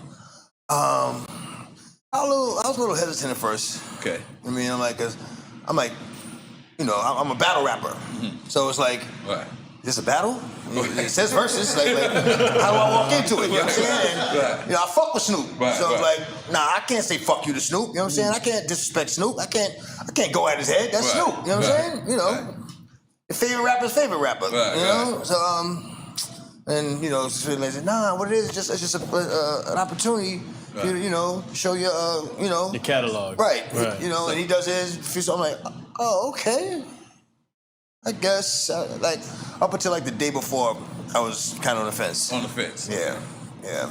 Oh, wow. He didn't want to do it. Fuck it. Right. Fuck it, let's do it. And what's for people, because I think... Yo, I can understand why he didn't want to do it. Because it's like, man, we from two different lanes. Like, I'm DMX. And that's why a lot of them versus battles be dumb as hell. Like, they don't match. Like, they don't make sense. Sometimes they do, but a lot of times they don't. Like Snoop Dogg and DMX, just because they both got the dog thing going on, it's two completely different artists, man. You got a laid back dude from the West Coast that don't never turn up. Then you got DMX, the most rowdiest New York rapper of all times, against a laid back West Coast dude. One smoke weed, one smoke something else. Like, it just didn't match. But they did. I still haven't seen the versus battle because I just wasn't interested in seeing it. I'm like, come on, man. I don't want to see DMX no goddamn Snoop Dogg. And I'm pretty sure DMX was like, man, why can't I battle Jay or something like that? Because that's who everybody want to see. And people always talking about the legendary battle between DMX and Jay-Z. If y'all gonna do a versus for DMX, but then Jay-Z probably feel like I'm, bigger than X or whatever the case is, but do it for the culture.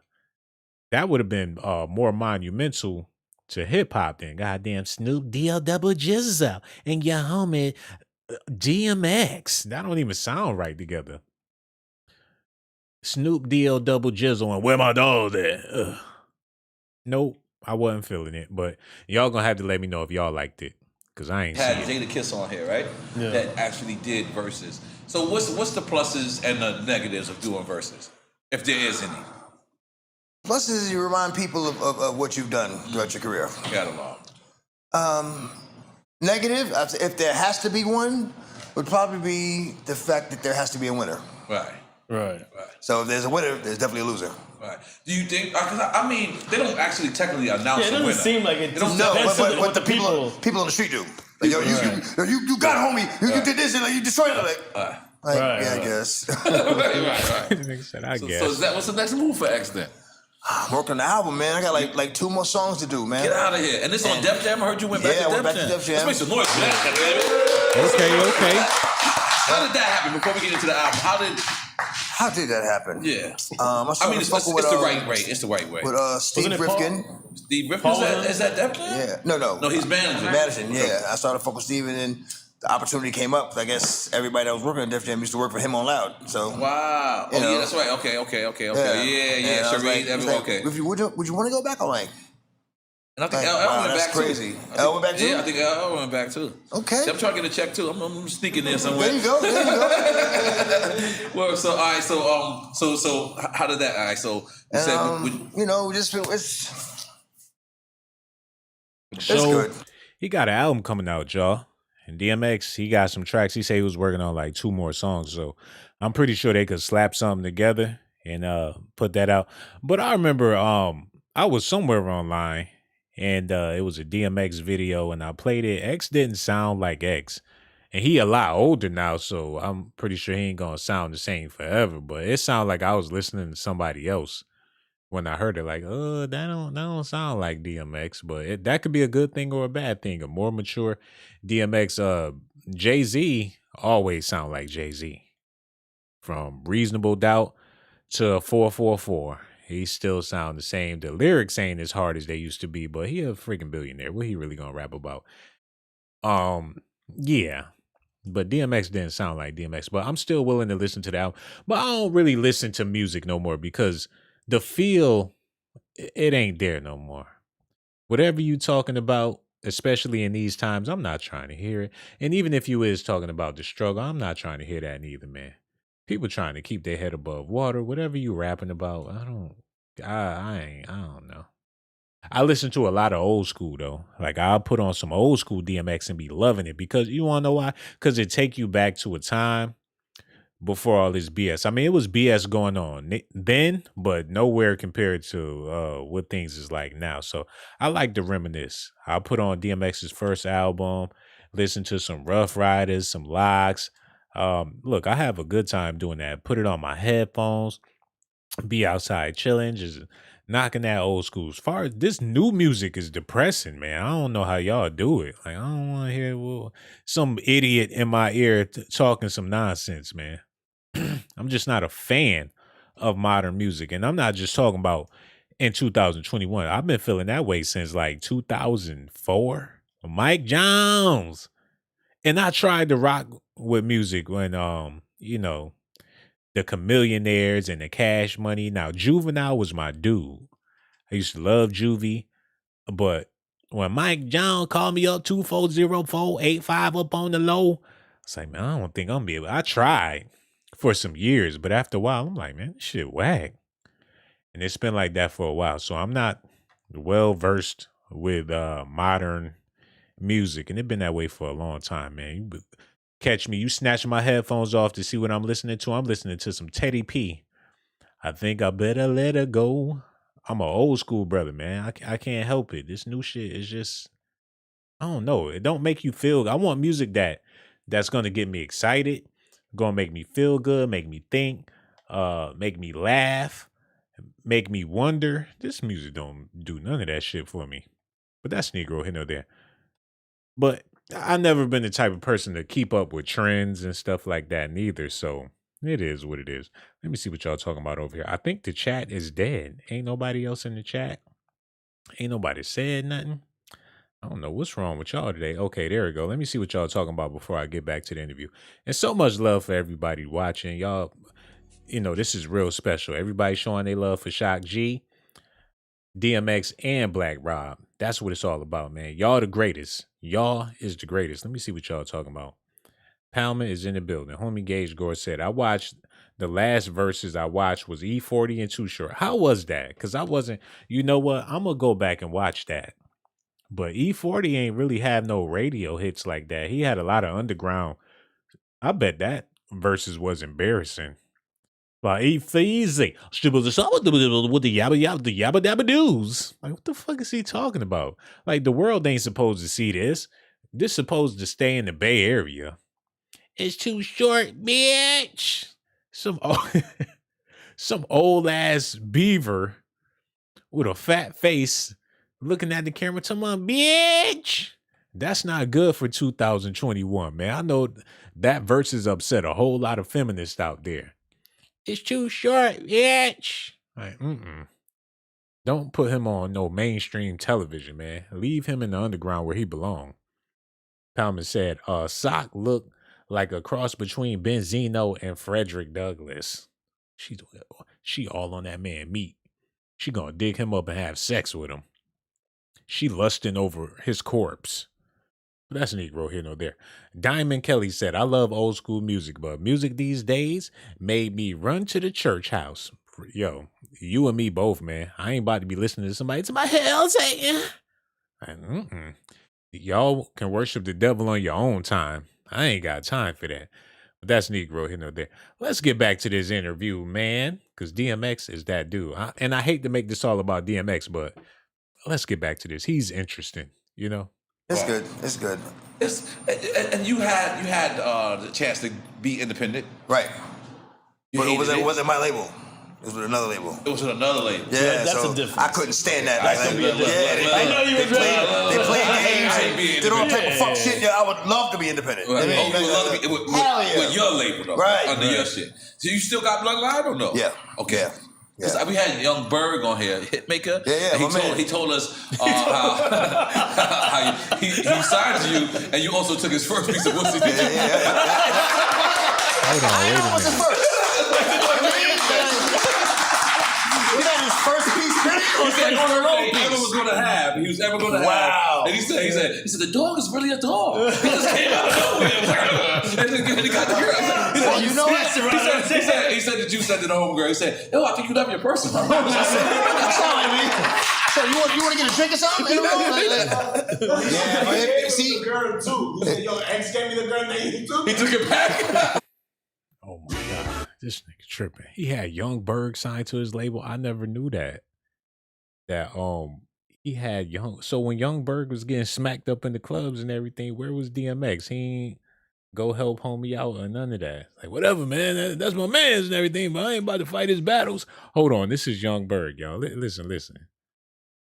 Hold on, here you go. Stole my first piece of pussy that I ever was gonna get. I get off the elevator or whatever, and I got the girl with me. I'm talking about, I'm literally putting the key inside the hotel door and X room open. And he like the nigga's like a dog for real in real life. Like the nigga, he opened the door as soon as I'm walking in my, he like, yo, hey ma, I think you left your purse in my room.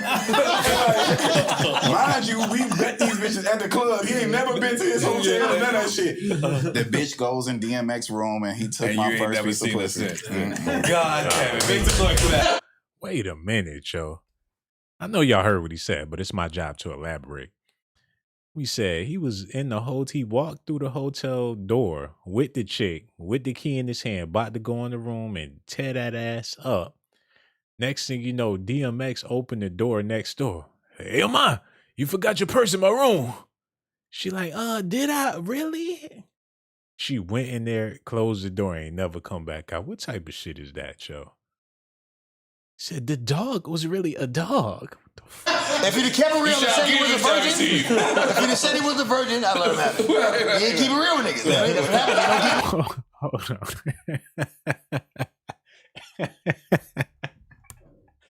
He said if he said he was a virgin, it wouldn't have went down like that. He ain't keep it real with niggas. He was a straight virgin, about to lose his virginity. The night of losing his virginity, DMX snatched this chick. Type of bullshit. How the hell you a virgin and you signed to DMX? Oh, bitch ass nigga. But it wasn't my label. It was with another label. It was with another label. Yeah, that's so a difference. I couldn't stand that. That's gonna be a difference. I know you they play games and did all type of fuck shit. Yeah, I would love to be independent. Right. You would love to be with your label, though, right? Under your shit. So you still got Bloodline or no? Yeah. Okay. Yeah. Because we had Young Berg on here, Hitmaker. Yeah, and he told us how he signed you, and you also took his first piece of pussy. I know it was his first. He got his first piece. He said he was ever going to have. And he said, the dog is really a dog. He just came out of nowhere. It was like, and then he got the girl. He said, you know what? He said that you said to the homegirl, he said, yo, I think you love your person. Sorry, man.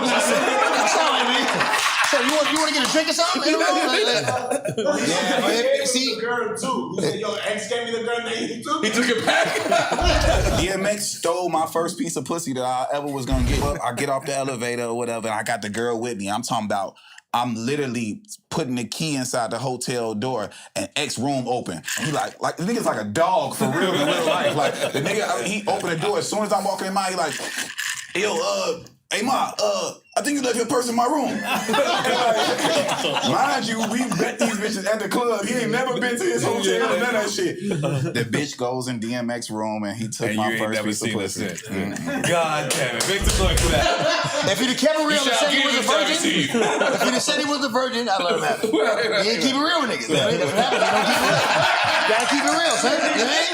Like, yo, I ain't never had nothing. I wouldn't be able to do that. You know what I mean? Oh my God. You cracking this or what? Yeah, let's go, baby. This is yours. That's yours, baby. That's also black owned. You know what I'm saying? Right, That's also black owned. It's open. I'm not gonna lie. I think it's shot time. Yeah, I got mine ready. Shots is. Hey, man. Oh, shit, okay. Yeah, you rushing the process. I got that. Hollywood, he on the building. Oh, I got link. Oh, this is Cousins' hat, man. I'm gonna keep it on, bro. Yep. So, oh man, so I got more features on this album than any other album I've ever done. wow, that's something because you really look. I be stingy. Yeah, I usually just a lot. But here's the question. Yeah. About these features. Yeah. Oh, this the new generation. A couple. Got little TJ on there? No, not that dude. Okay. So new like Rick Ross new? Nope. I got Meek Mill new? Nope. I got Griselda Boys. Griselda. Pop Smoke. Wait a minute. Wow. Yeah. Wow. Oh, hold up, y'all. Hold up. Wait a minute. DMX got a feature with Pop Smoke. Man, I hope it's a banger, yo. I really hope it's a banger. Cause unfortunately both of them brothers gone. So if it's a banger, DMX and Pop Smoke drop, and they, put it out there, it ain't never gonna be like it would have been back in the day. Cause I don't think the new generation will be able to handle a monumental moment unless it's some hot garbage. You know what? It's good either way. If it's hot, it's going to be good for people that appreciate music. If it's trash, it's going to be good for the new generation. So either way, it's a win-win situation, man. DMX and Pop Smoke, I'm looking forward to hearing that. And That's what type of new I'm doing. Did you meet Pop Smoke? No. What? The growl, everything, I guess it was just a coincidence. You know what I'm saying? I heard it so like, okay. Yeah. Pop Smoke is you and 50 Cent baby. It's true. Yeah. It's you and 50 Cent. If you and 50 Cent had a baby, that's Pop Smoke. That's true. That would be awesome. You know what I mean? I ain't mean the other way. But he would have the baby. He would have the baby. Yeah. It would be ours, but he would have it. I get it. So I would love to hear X and Pop Smoke. That's something I would love to hear. I got Lil Wayne. Wow. I got Snoop. I got the Locks. I got Bono. Okay. Bono. Bono. From YouTube? The YouTube nigga, yeah. Wow. Yeah. I'm not gonna let you do that. That's some world shit right I'm there. not gonna let you just throw Bono in there. Like he just said it like it was regular. You know Bono. right. Nah. Talking about Bono from YouTube. That ain't what he talking about. That's How do you and too. Bono link up? Let me get a napkin too. Swiss did it. Oh, okay. Swiss is the magician. You wishing on the star? You wishing on the star? Damn, man. Bono. No, let me get a shot. Yeah, come on. I don't know. Yeah. Give me a shot. I don't care. Alicia Keys. Of course. Okay. Swiss. Who else I got on there? Usher? Oh my God. Uh-oh. Can I Is let that them what hear the that? bitches want from a nigga part 2? Can I let them hear that? Nah, you can't let No, him hear listen. it. Is it what the bitches want for a nigga part 2? No. No? It's called Letter to My Son. Wow. When I first did it, the only instrument was the piano. So then my man, Brian King Joseph, he was on one of those American Got Talent type shows and shit, you know what I'm saying?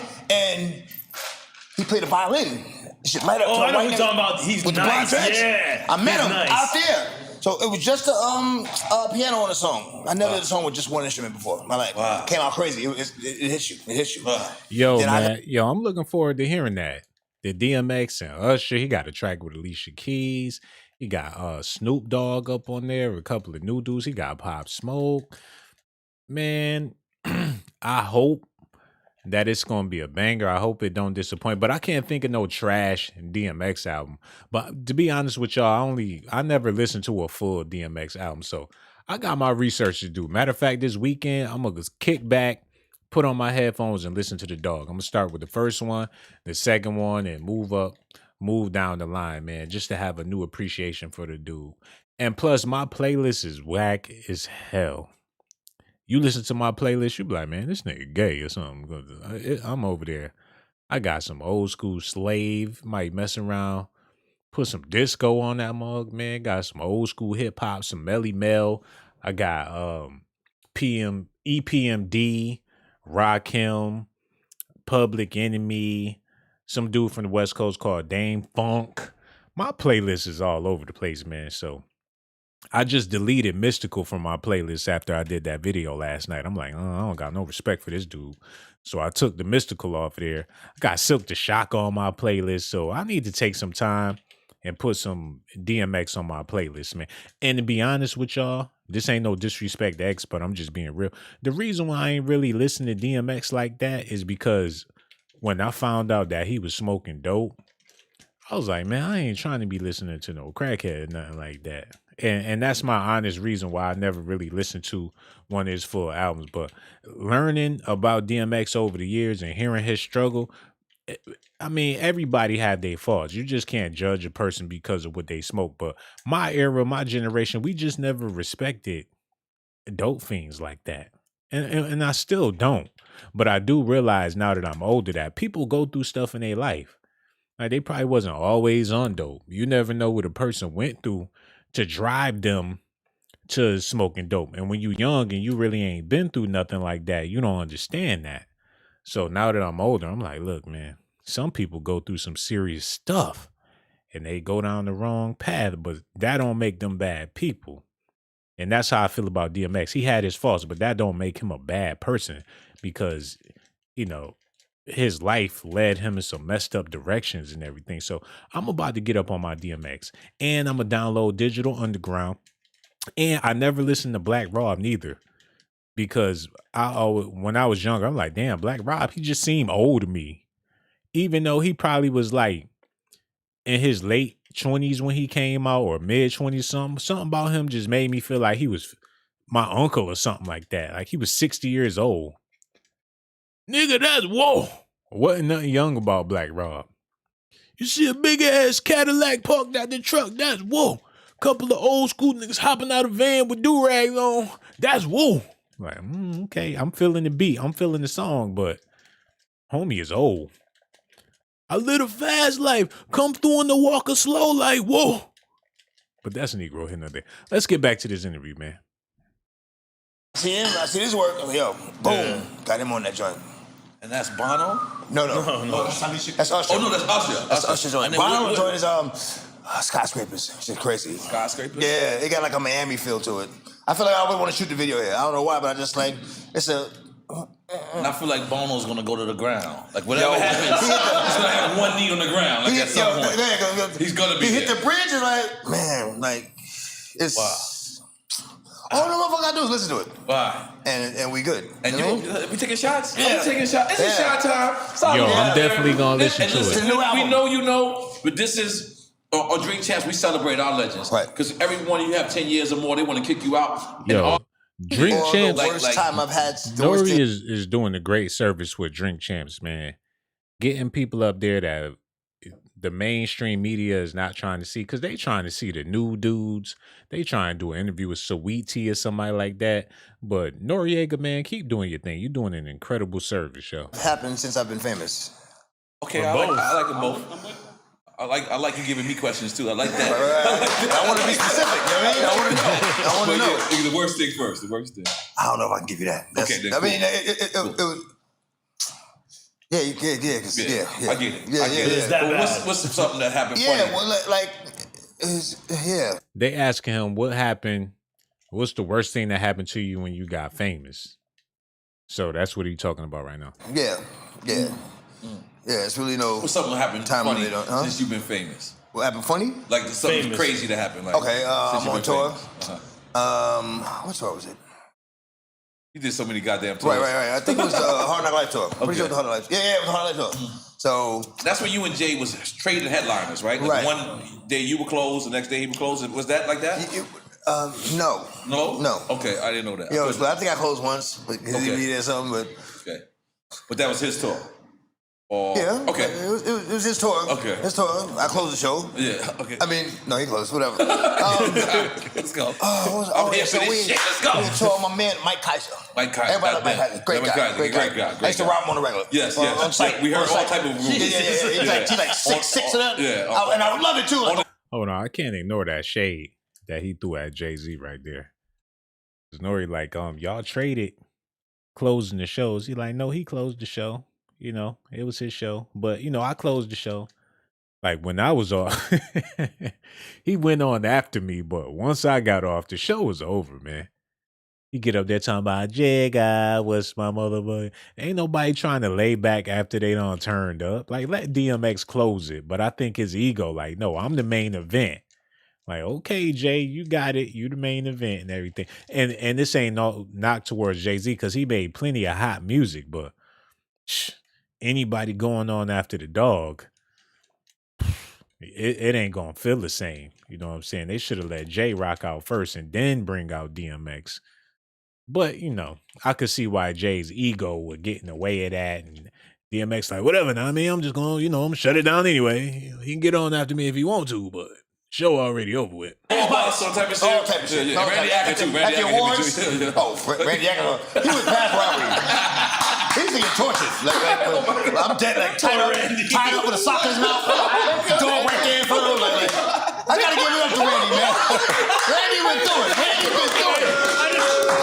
You said with a sock in his mouth? I never heard no shit. Yeah. Shit got real. Yo, I'm gonna animate that. That's gonna be shit got real. You definitely gonna make a cartoon version of that story. Shit definitely got real. But Mike Kaiser, talking about Mike Kaiser. I'm not understanding what they was talking about. I'm sorry, y'all. I gotta run that back. Yeah, it's really no. What's something happened funny since you've been famous? What happened funny? Like something crazy that happened. Like, okay, I'm on tour. What tour was it? You did so many goddamn tours. Right. I think it was the Hard Knock Life tour. Pretty sure it was the Hard Knock Life. Yeah, it was the Hard Knock Life tour. So that's when you and Jay was trading headliners, right? Like one day you were closed, the next day he was closed. Was that like that? No. No. Okay, I didn't know that. Yo, I think I closed once, like his DVD or something, but okay. But that was his tour. Or, yeah. Okay. It was his tour. Okay. His tour. I closed the show. Yeah. Okay. I mean, no, he closed. Whatever. Let's go. I'm here for this shit. Let's go. We tour my man Mike Kaiser. Mike Kaiser. Everybody like Mike Kaiser. Great guy. I used to rob him on the regular. Yes. On site. We heard all type of rules. He's like 6'6" of them. Yeah. And I love it too. On the tour bus, all type of shit. All type of shit. Randy Acker too. At the awards. Oh, Randy Acker. He was past robbery. He's getting tortured. I'm dead, like tied up with a sock in his mouth. Dog right there in front of him. I gotta give it up to Randy, man.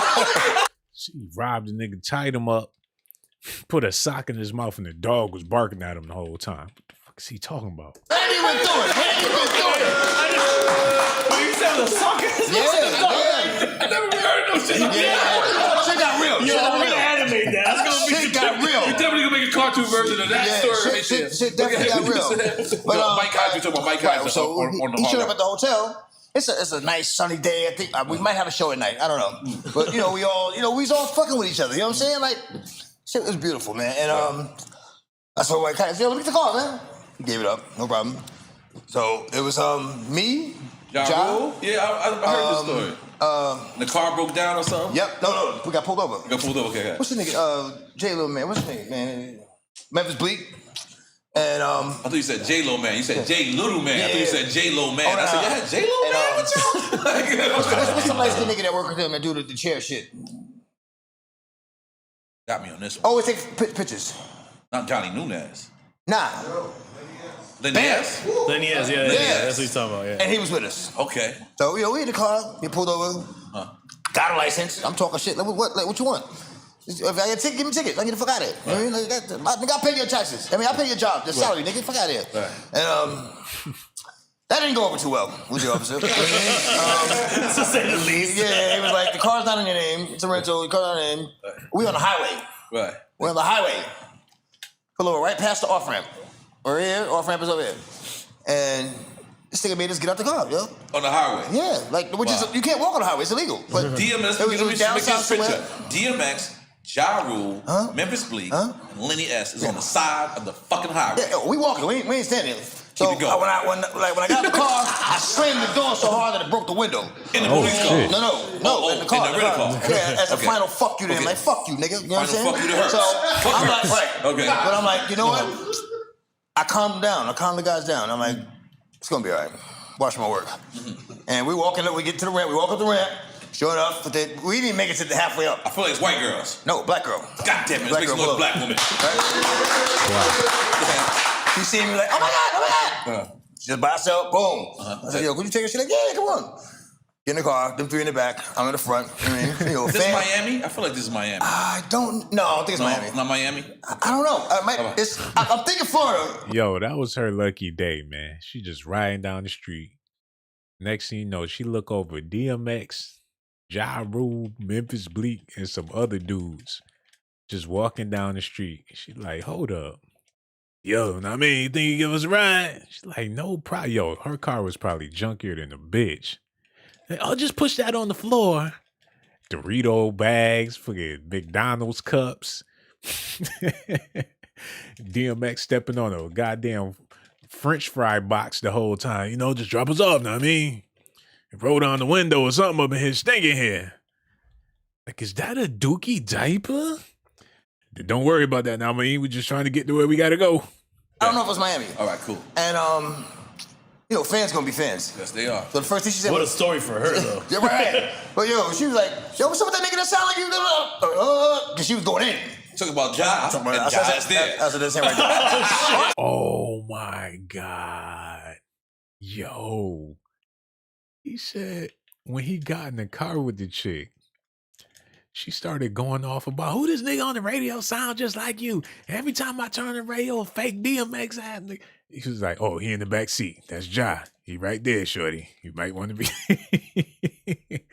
You might want to take that back. He can hear you.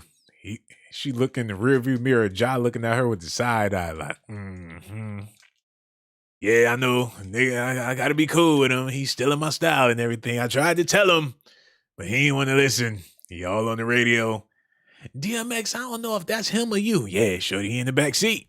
You might want to keep it low. They was whispering the whole time, like, this nigga ain't shit. I know he need to come up with his own style. I know I tried to tell him to write his own rap, so he want to be me.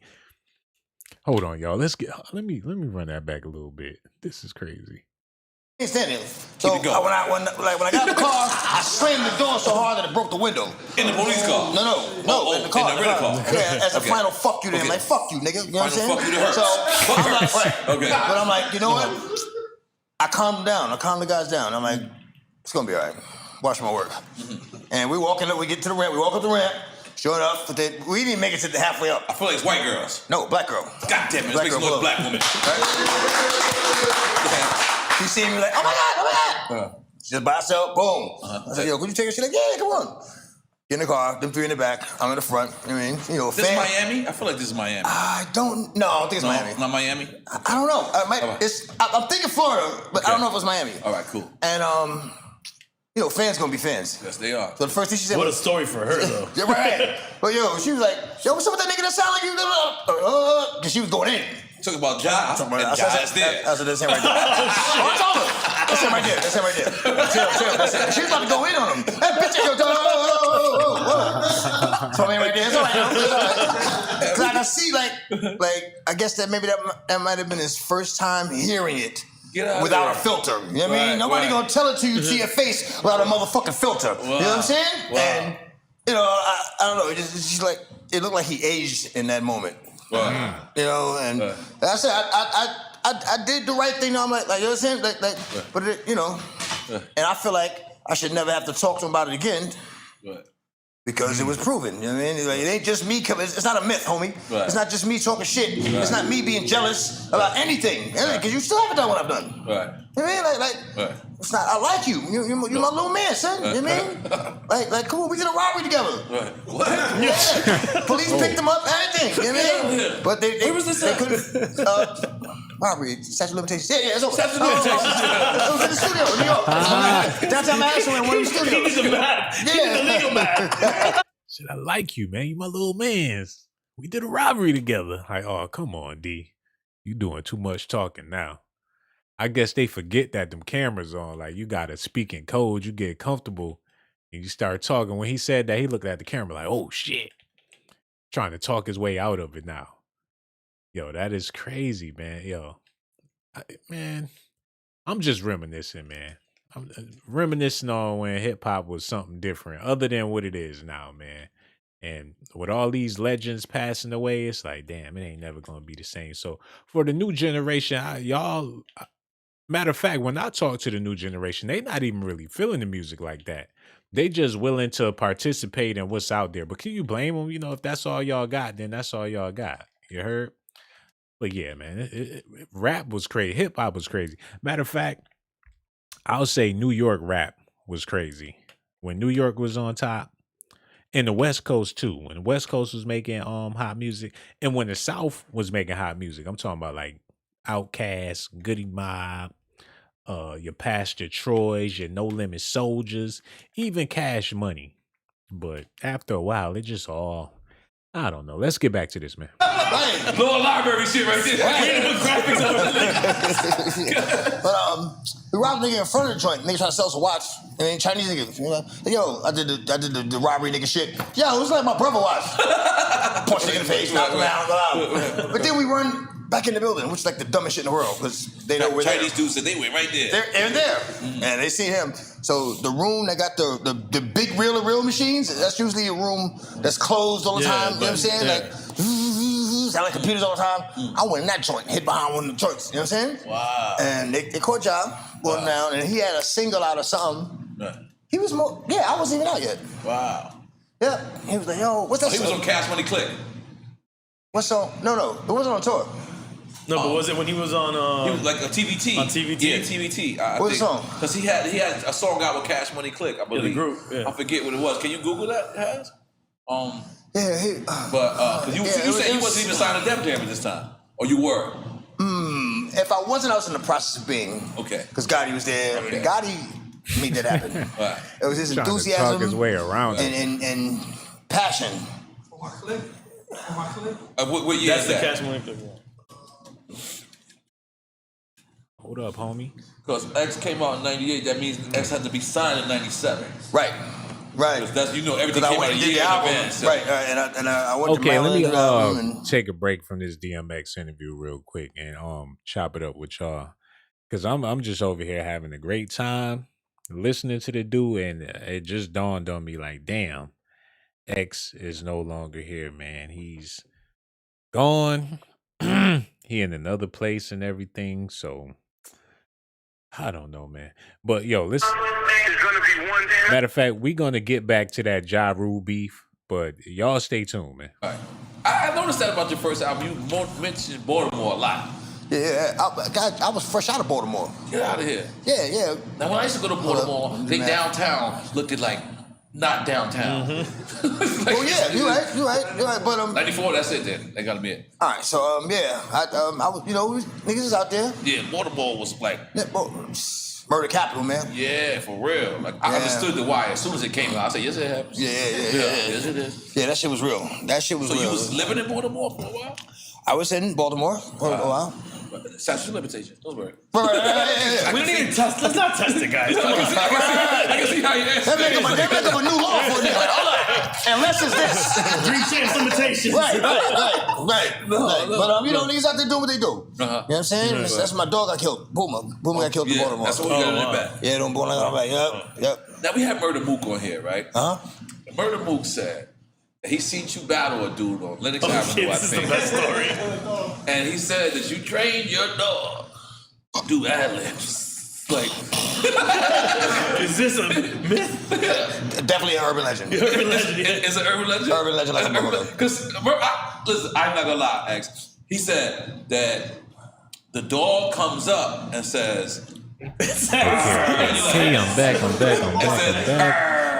Had to go do something real quick.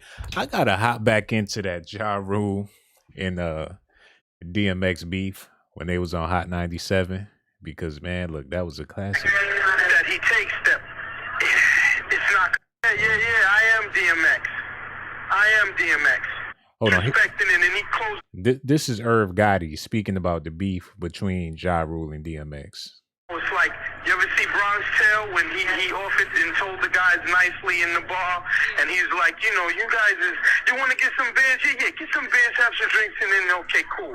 And then they kept disrespecting Sonny, and they kept disrespecting, and then he closed the door, and he said, okay, now Jews can't leave. That's basically how the situation is right now.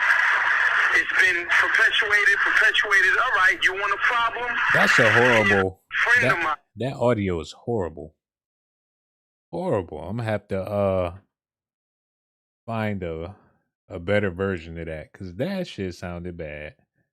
To where I can't even listen to that. Yo, y'all bear with me. We celebrating these legends today. That's all we doing here. We chilling, we kicking it, and we spreading love, man. So 97, we're talking to Irv Gotti. And I'll close it on this, Sonny, because I know time is of the essence. I'm in Cleveland. I'm with the princess. We're going to tear down some new state. You know, me and my family. I'm going to say it like this. X needs to, just check itself, yo. X, if you're listening, this is your boy IG speaking. Check yourself. Look around you. Look around you, X. And you're going to see something that's real eerie. You're going to see everybody that came up with you, none of these kids is around you right now. You just got a bunch of yes men. If you go and do things, these niggas is just, yesing you to death because you pay them to say this. You understand?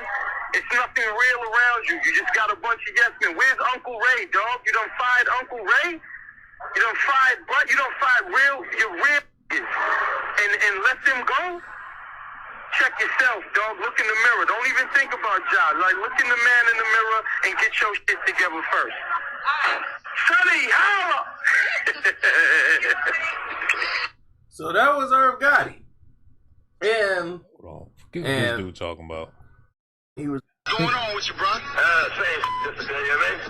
Hold on. This one DMX called back. Listen. I hear you. It's good. I'm glad you called into the station here. We're real happy to hear from you. Damn, man, you know how to set a few things straight, you know what I'm saying? You got run around, running their mouth, you know what I'm saying? They don't even, really get down like that, man. So I just want to clear the air, you know what I mean? So tell me some things. I mean, I've heard. First of all, man, Gotti's my man. Right? I'm saying, me and Gotti, you know what I'm saying? So, what you really need to do is just shut the up and mind his business for a minute, you feel me? Okay. It got nothing to do with him right now, man. All murder egg. This is between me and Chop. Now, if Chop can't handle his own beef, then I understand.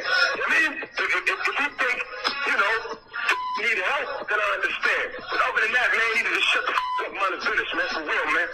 Yo, tell me though, if Gotti your boy, right? Yeah, man. So like that, can you overlook it for him just a little bit? You getting caught up in this industry thing, man. You really think you Gotti, man? You are not Gotti. Your name is Urban Lorenzo.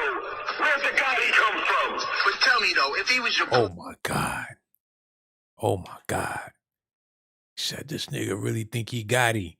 He caught up in this music industry BS. Your name is Urban Lorenzo. Where the Gotti come from? Like, you ain't even that dude like that. Hold on, listen, yo. Could you not overlook it for him just for the fact of being friends of friends? Yeah, I do overlook it. I ain't mad at him. But now it's like, I don't understand where it all came from. It came out the blue. Gotti, man.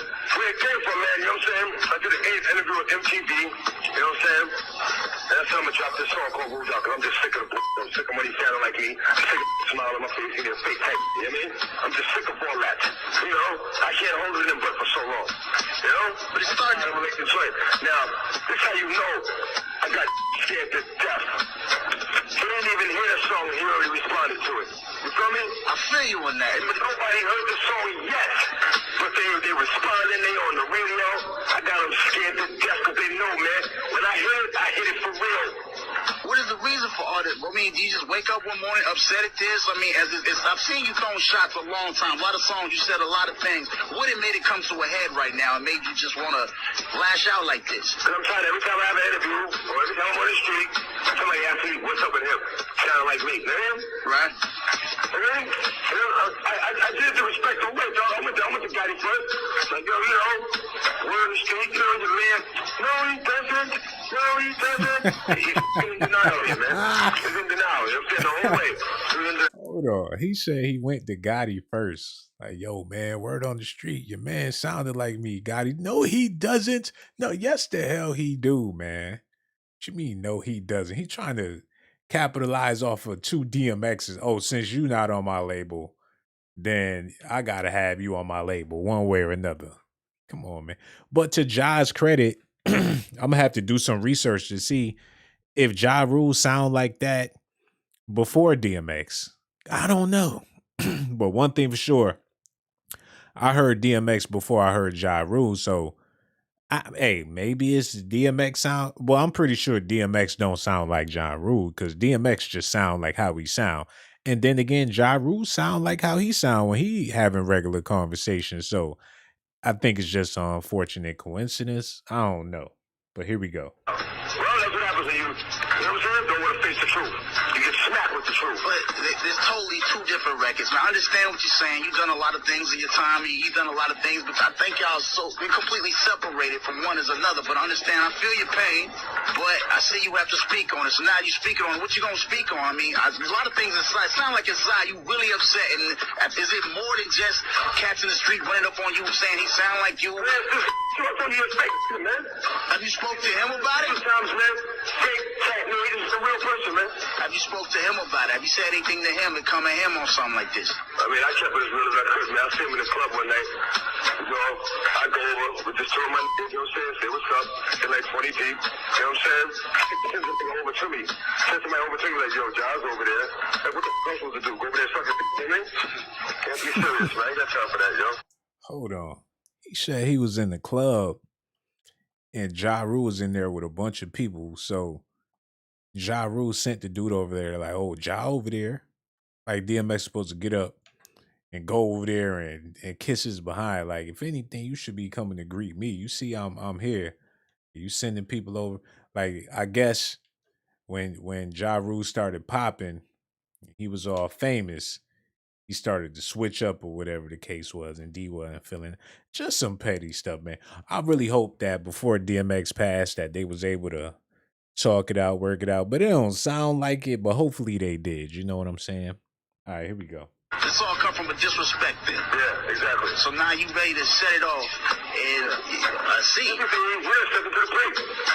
Now we gonna keep this on record. I know we ain't gonna have to take it to the streets and get to smacking cats outside. No, it ain't even that serious, man. It ain't even that serious, though. That's why I'm telling Gotti to shut up and mind his business. You know what I mean? Because he ain't got nothing to do. He ain't rapping. So tell him to shut the f*** up. You know what I mean? All it says is it's a rap thing, man, but I'm gonna finish him, man, on the rap tip for real, dog. You know what I mean? You trying to take him out, huh? You're damn right. Ja Rule is a diva. I got you, dog. Never. You take it as Gotti trying to mediate and just be like a referee and just say, brothers. Yeah, Gotti need to sit down, man, because he thinks you Gotti. For real. I got you. That's my man. I don't want to see nothing happen to him, man. But he ain't nowhere near Gotti, man. Ain't nothing tough around about them rolls on his stomach, man. You know what I mean? Oh my God. He said, Gotti, my man. I don't want to see nothing happen to him, but he really think he Gotti. Ain't nothing tough about them rolls around his belly. Oh my God. Why he doing Irv Gotti like that? And you know, this is when they was in the height of their career, when they was Murder Inc. And everybody's supposed to be scared of them. They got the streets. They some real certified street dudes. And you got DMX on the radio. On the radio talking about y'all real crazy. Like, that was bad for Murder Inc., man. But I don't know, man. Let's continue on. Well, this record is. There's been a lot of talk in this record, and it's been going on like a month and a half. I know you got. Have you finished the record, or are you just talking to him? That's the thing, John, dog. I see what I see. I'm a raw type motherfucker. I base my whole shit on raw. You feel me? Yeah. So it's like, all right, I'm gonna put the thought out there, son. Respond to it. All I did was put the word out. And panicked. Panicked. They started writing and calling all over the country. And I didn't even put the song out yet. I got about 4 songs written, dog. I'm about to bang this fucking head. This sounds drastic, dog. You gonna make a whole album of this? This is like... Ah, man, it's okay. It's short choice, man. It's no, here you go, here you go, here you go. You know what I mean? Yeah. Cause like I said, I'm looking at this raw, man. If he ain't good for real, then I gotta cut the songs I won't need. When can we expect this, dog?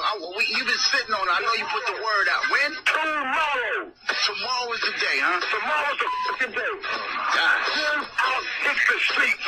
Is this just like, is this gonna be part of your album, or is this just a street record to clear the air? Come on, you gotta give me more credit than that, man. I'm just curious. I'm trying to get it down for the people that don't know. No, that's not part of my album, dog.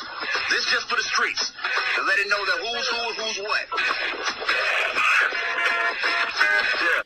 Yo, that's crazy, man. It's the past is a past, but that's some interesting business, man. That was crazy. Yeah, let me show some love to my man Shock G. See something real quick. See what he be talking about, man. Cause he was a fun loving person. Here go Shock G speaking about Tupac Shakur, man. So let's get into this real quick. Shock G of Digital Underground, y'all. Cutting into my fro here. Right here? Yeah, that's a little higher. You came back down. But that's Da da dee da. 1 2 1 2. That's great. 1 2 1 2. You see, I started out as a child. That's the unique thing about my past. Just open up a little bit. Work my way to it. What was that, Pete? Open up. Open up a little bit. Then The hell is he doing?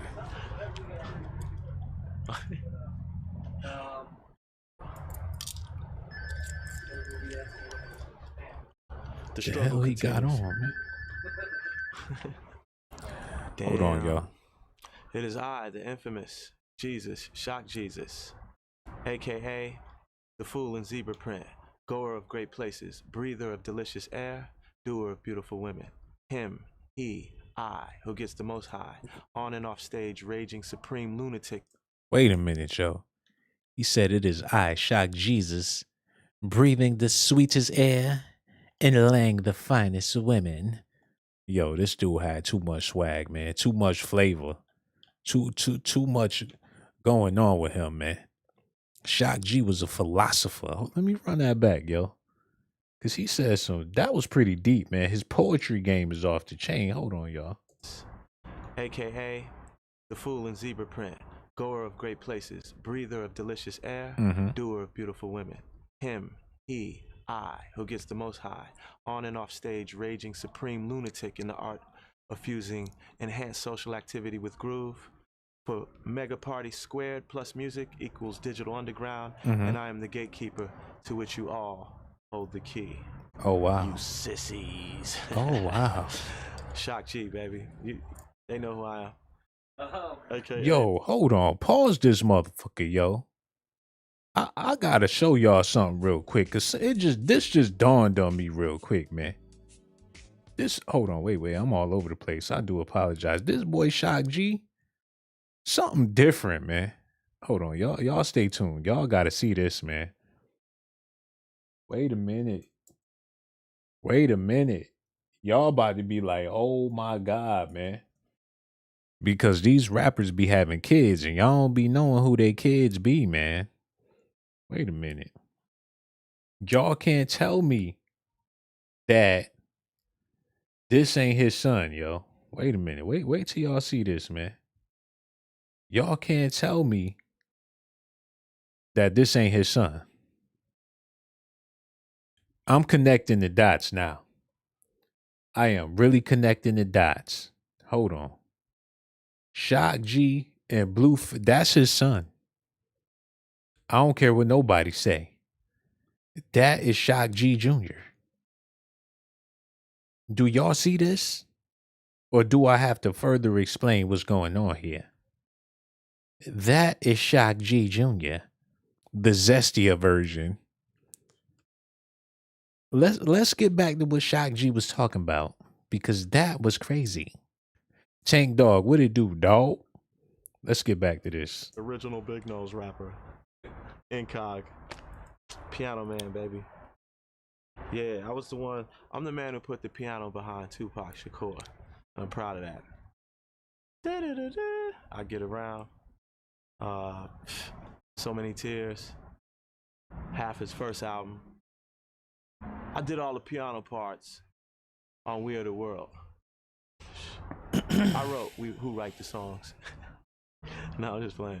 You really need to know who I am? That's good. That's a great introduction. I'm Shock G, baby. Said I'm Shock G, baby. I've seen him spit in police officer's face when there was nobody but us three on a dark street in Oakland. You know? Pac almost got us killed in Richmond, Virginia. I know them brothers remember that time they backed us out of this club, this after hours place in Richmond, Virginia, 4 a.m. This one cat claimed Pac stepped on his shoe and they got into a little spat. And then Why was Tupac always spitting on people, man? That's all I remember him doing. He come out the courtroom. I remember him spitting on people. You are under arrest. All you see is that spit rolling down the officer's face. Do you know what you done did, boy? I'm a black man. I am a Tupac Shakur. Arrest him, officer. I am the Shock G, the not the goer of prison. The not the former inmates, the not the criminal. It was Tupac Shakur that you're after. Hold on, y'all. Let me see what else he talking about. I'm going to see who got the juice. And said something disrespectful to Pac, and Pac started cursing him out. This whole club turned against us. All black, all ghetto. After Hours Lounge. 10 minutes later, we're taking pictures, and everybody's walking us around. We're all spread out. It was 4 of us there. Me, Pac, Money B, and Sophia. And Pac challenged this cat, and it got ugly, and then Pac was like, yo, man, Shock, we out. Yo, we got beef.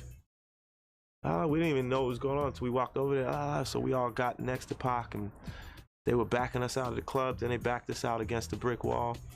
And at the point that I was grabbing, holding Pac, trying to get him to shut up, still putting him in the cab, he was still challenging.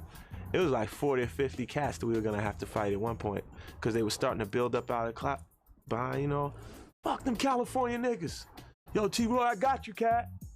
Yeah, that's you, Mike? Yeah, that's me. What? We'll send him back to Cali, right? And then more and more were ganging up. And Pac was like, what? How y'all gonna do that to me? I'm not scared of none of y'all. I'm not scared of none of y'all. Yo, Pac was, you know what? Yo, R.I.P. to Tupac, but I always heard stories about him talking shit, but I ain't never hear no stories about him really doing something, you know? I never heard a story like, yeah, Tupac beat his ass. Or Tupac put them hands on him. Or Tupac shot that nigga. It's always Tupac yelling and screaming and spitting at cameras, man. That's why they be like, them. And this ain't no disrespect to Tupac, but they be like, man, it be them loud as a motorbike and wouldn't pop a grape in a fruit fight. That's true, man. Them dudes that be doing all that talking, they ain't really about that life like that. But I ain't no Pac. I'm just going off from what I heard. You know, dude be yelling at people, screaming at people and everything. I mean, that's cool and everything, but them theatrics, you ain't willing to really put in no work like that. And all that yelling and screaming ain't. Look at that. Look. Did y'all see that? I'm over here killing this game. Get back to this. Saphir was the muscle cat, though. And he said, look, why do we got to fight all of y'all? Just me and you box right now. And he challenged the main cat who was challenging Pac while I smushed Pac into the cab because the more Pac talked, the madder they got. It was a no-win situation. The Humpty Man. Come on, man. You out here beefing with the Humpty do like, Pac, I don't think we ought to do this. I'm not ready to go to war, Daddy. He said, the muscle man was trying to fight the dude that was trying to fight Pac. He said, I mushed his ass into the cab. Like, nigga, if you don't get your ass in this cab, like, it's time to go. close the door. Shock G was not trying to go there with them dudes. Like, how about just me and you, Box Daddy-O? Pac, if you don't get your ass in this car. Wait a minute, Shock. Yo, yo, R.I.P. to Shock G. But Pac like, man, I can't keep hanging around these niggas, man. I need to be with Suge or somebody. I don't never want to fight. And I was like, Pac, I'm a soldier too. There's 40 of them. And we're from California and there's 4 of us. And we're not strapped. We couldn't bring no guns to the club or nothing. That was the beginning of a big feud between Saafir and Tupac.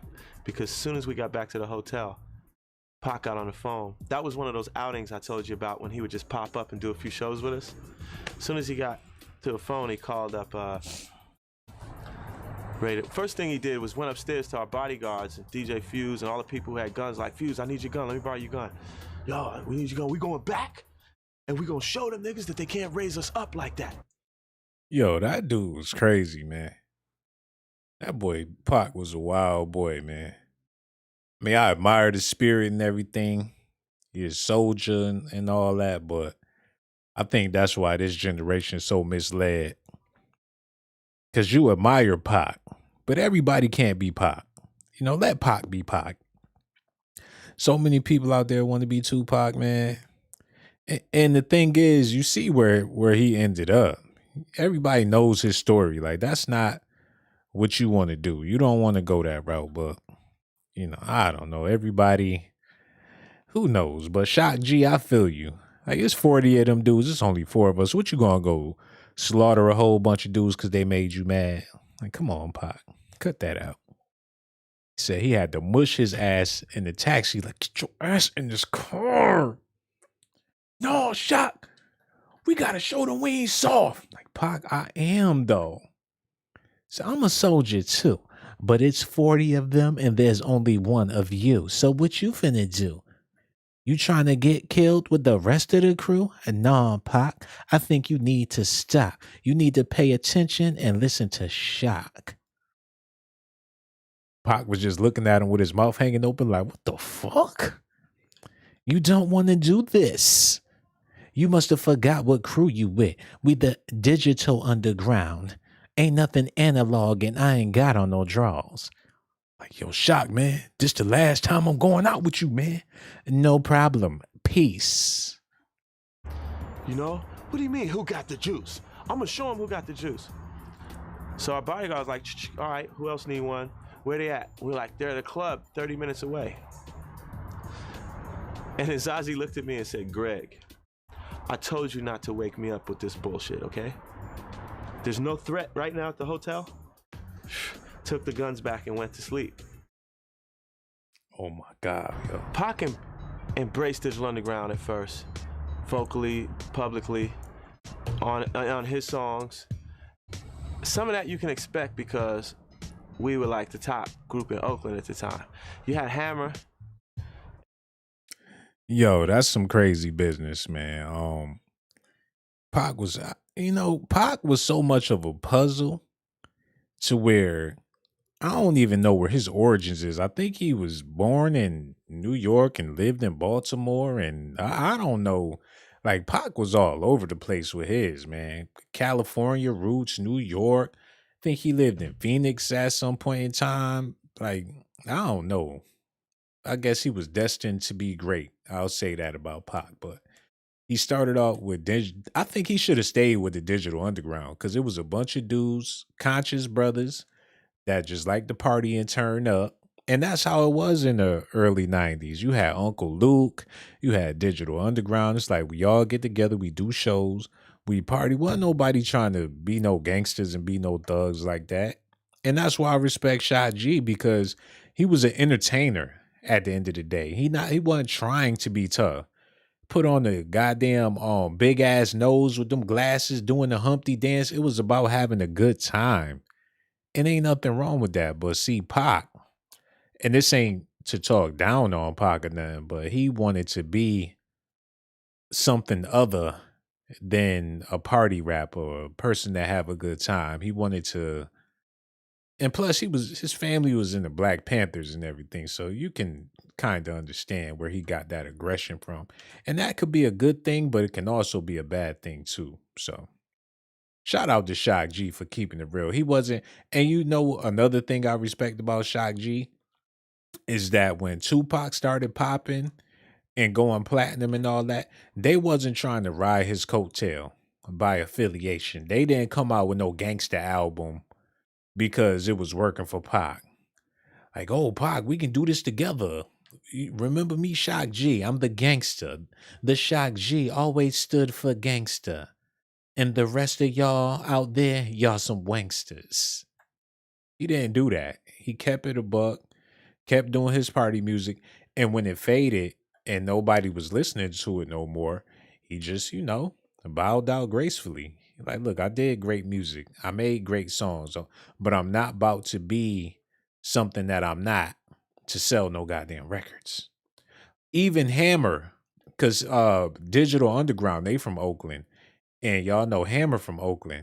And Hammer was a party rapper too, make party music, dance music and stuff. But when Death Row started popping, and this ain't no knock towards Hammer because he had some financial issues and everything. But when Death Row started popping, here come Hammer with the hoodie on, with the baggy clothes, humps in the bumps,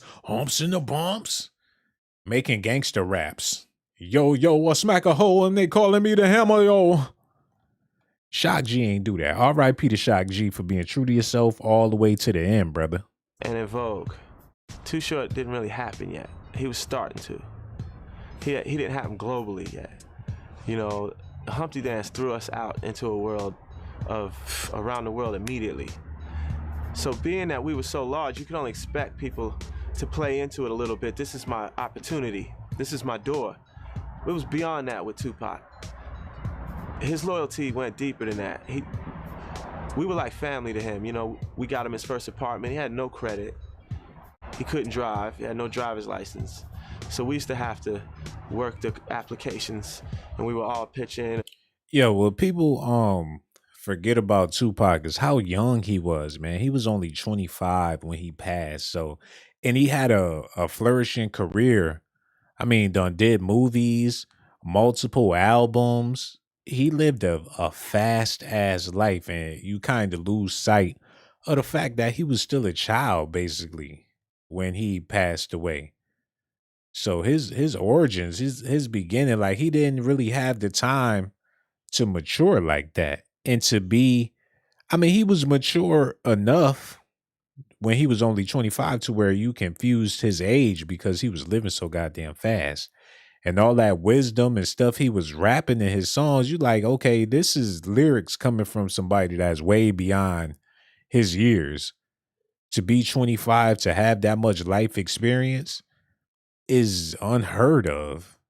So when I listen to Pac, I always confuse, like, you think you listening to an elder or something like that, but no, he was 25 when he passed, but when he made All Eyes on Me and Dear Mama and all that, like he was barely in his 20s.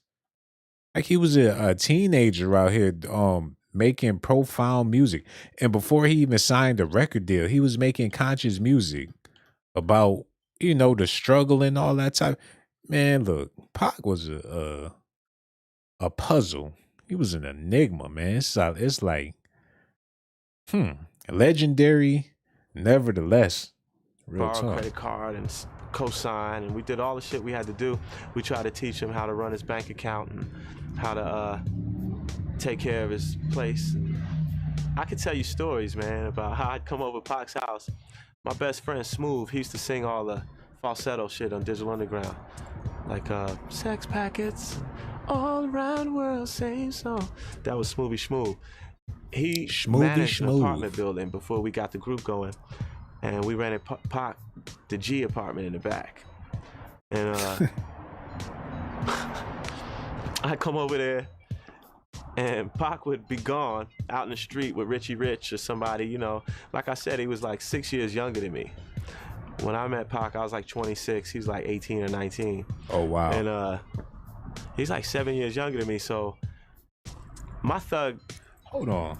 side he was out of me. I didn't really strap no more. I mean, when I was 19, I was just like him, crazy. You gotta prove that to yourself in this country, you know? You gotta know that you can hang. But I was starting to choose to chill. I was just discovering white chicks and ecstasy and staying inside and not going out and lesbians and all kind of cool shit. Pac was just discovering the streets and camaraderie and manhood, and guns, you know, sisters, having them. Because, you know, it's hard to get a black girl in a black neighborhood unless you got something going for you. It's not like a man. Any girl, really. Wait a minute, yo. Pause right there and listen to what Shock G trying to say, man. He said, when I met Pac, he was 18. I was like 26. When I was young like that, I was just like him, you know, trying to be a man or whatever thing. I know y'all like, we heard that already, but it's my job to elaborate. So close your head and listen with your eyes. He said that Tupac started getting into streets. He was with the sisters. Key word, he started messing with the sisters, and they not trying to deal with you if you not about that gangster and that street life. So basically, and Shock G said, I was into white girls. I was into ecstasy. I was trying to stay inside. He was trying to live his life, man. He ain't got time to be out there in the street trying to impress nobody because he was with the white girl. Listen to what the brother's saying, man. Now, I ain't saying that's what you need to go out there and do. But you out here messing with them hood rats. Next thing you know, you gonna wind up in jail and she gonna be coming up there and visiting your ass. I can't wait for you to come home, boo. I know, Tawanda. I only got 6 more years. Bet not give my booty away. She's like, ain't nobody hitting this. Yeah, right. There's some other thug ass dude in the ghetto tapping that. Matter of fact, let's get back to this, man. You know, we'll take the cute chick on fries, but a girl, you work at McDonald's? Please. Wesley Snipes said he couldn't buy pussy when he was in college. All of a sudden, he got fined once it happened. So Pac was discovering sisters. Wait a minute. Yo, this dude is kicking some facts because people always dogging Wesley Snipes because he don't deal with no sisters or nothing like that. They be like, oh, Wesley got him an Asian female. You don't never see him with no sisters. He said, look, Wesley couldn't buy a chick when he was in college. Ain't nobody want him because he was too dark. Soon as he started popping, that's when he was fine. Tupac started messing with them sisters, and that's what led him astray, according to Shock G. Now, I disagree, but he said it was them black females that got Tupac out there doing all this stupid gangster stuff. Please. Hold on, Wesley guns. You know. Listen, yo. I didn't really strap no more. I mean, when I was 19, I was just like him, crazy. You gotta prove that to yourself in this country, you know. You gotta know that you can hang. But I was starting to choose to chill. I was just discovering white chicks and ecstasy and staying inside and not going out. And that's right. Lesbians and all kind of cool shit. Yeah. Pac was just discovering the streets and camaraderie and manhood, and guns, you know, sisters. Oh no, having them, because you know, it's hard to get a black girl. Yo, he equated black women to having a gun. Something bad gonna happen. Something real bad gonna happen. You got guns and black girls, nigga. What is you doing? He looking at Pac, shaking his head. First he had the gun. I knew he was in trouble. But then when I seen him with Shaquanda, I knew it wasn't going to be no helping him, brother. Pac, if you don't leave them scallywags alone. I used to be like you, laid up with a big super booty girl. But then I realized, listen at this, man. He trying to tell y'all something, man. In a black neighborhood, unless you got something going for you. It's not like a man. Any girl, really. You know, we'll take the cute chick on fries. But a girl, you work at McDonald's? Please. Wesley Snipes said he couldn't buy pussy when he was in college. All of a sudden, he got fined once it happened. So Pac was discovering sisters. He speaks on that And the first rhyme he ever said, clown around when I hang around with the underground. Folks who used to clown say I'm down when I come around. Gas me when they pass me. They used to diss me and harass me, but now they ask me if they can kiss me. Get some fame, people change, blah, blah, blah. He was just starting to feel that. People were recognizing him from the digital videos and from the tours and stuff. Yo, Tupac first song was about a bunch of hating ass black women. Now y'all say I'm down with the underground. When I used to come around, y'all used to clown. Now that I got a little bit of fame, now you want to be my girl. But before all of this, y'all ain't even want, if I ain't had no money when I was broke, y'all ain't want to look at me. Now I'm Tupac Shakur, and you want to, and you know, it's the same thing now. Women talking about, I want me a man that got some money. You got to be 6'5". You got to have this. If you don't make this amount of money, if you don't look like that, if you ain't got curly hair. Yo, this the same thing that was going on back then that's going on right now, man. And Shock G was over it, man. White girl in ecstasy, man. He was enlightened. He would not be a victim of Shaquanda's foolishness, man. Yo, I hear you, Shock G. Look, man, I'm about to go. Like I told y'all, I ain't never listened to no Black Rob. I never really listened to DMX like that. But tonight, I'm going to be listening to Shock G, the Humpty Dance, and I'm going to do some Black Rob and some DMX, man. Because this brother, yo, he realer than real. Shock G, I ain't know you was this deep, brother. Like, you keeping it. You talking that talk, dog. I respect you. All right, back to this. His album was slated to come out soon. Make a note that our label, Tommy Boy, jumped over the Tupac demo to sign Gold Money, a pimp group. But they didn't hear a hit single on the tape. Neither did Tom Wally or Interscope. There really wasn't a hit single on Pac's first album, but Pac was on it. That passion that we know and love him for, that was there. So you really had to listen. You had to meet the man and sit down with the man. And I love Tom Wally for seeing Tupac. That's how we saw him. But we shopped him around. A lot of people passed over him. But he was starting to get the love. He's starting to feel it. I come to his house, and all the lights would be on. He's on the first floor apartment. Drapes wide open. Occasionally a window open with just a screen. And this is in Oakland. Not quite East Oakland, MacArthur, Lake area. Still East Oakland though. You can't leave your shit open like that. He's got his Digital Underground Gold records up. Big entertainment center he bought with his first check from the Juice movie. Red sofas or something. He was on some pimp shit. He had the red velour sofas. Maybe he had black sofas and red bed, I forget. But it looked lavish up inside Pac's little apartment. Wasn't much different than this. It was just a regular apartment, like $600 to $800 a month or something like that, Oh wow. But I would climb through the window, shut some lights off, make sure the doors and windows were locked, and climbed out. Then I got tired of that shit. Wait a minute, yo. And I was like, Pac, man. Wait. He said Pac, he got his juice check and went and got some red sofas, some little silk pillows and shit. He was still living in the same apartment from Digital Underground. After he did a movie, he like, look, man, I'm going to take this money and put it in the bank. I got weed, hoes, Dorito chips. He was a kid, y'all. He was young. He didn't know to invest in the real estate. He like, man, I'm going to stay in the same. That's when he was humble. Like, yeah, I got money, but I'm going to stay in the same apartment. All I need is some new furniture. Got some new sneakers, got a pager. Shaquanda come on over tonight. Got some ice cream in the freezer. I'm good. He said he left the door open. He put the platinum plaque on his front door with the screen door open, making noodles and playing video games. Like, Pac, what is you doing? Hold on, listen at this, yo. I do apologize for keep rewinding, but here we go.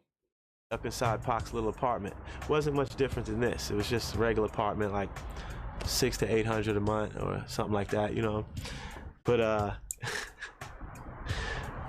I would climb through the window, shut some lights off, make sure the doors and windows were locked, and climbed out. Then I got tired of that shit. And I was like, Pac, man.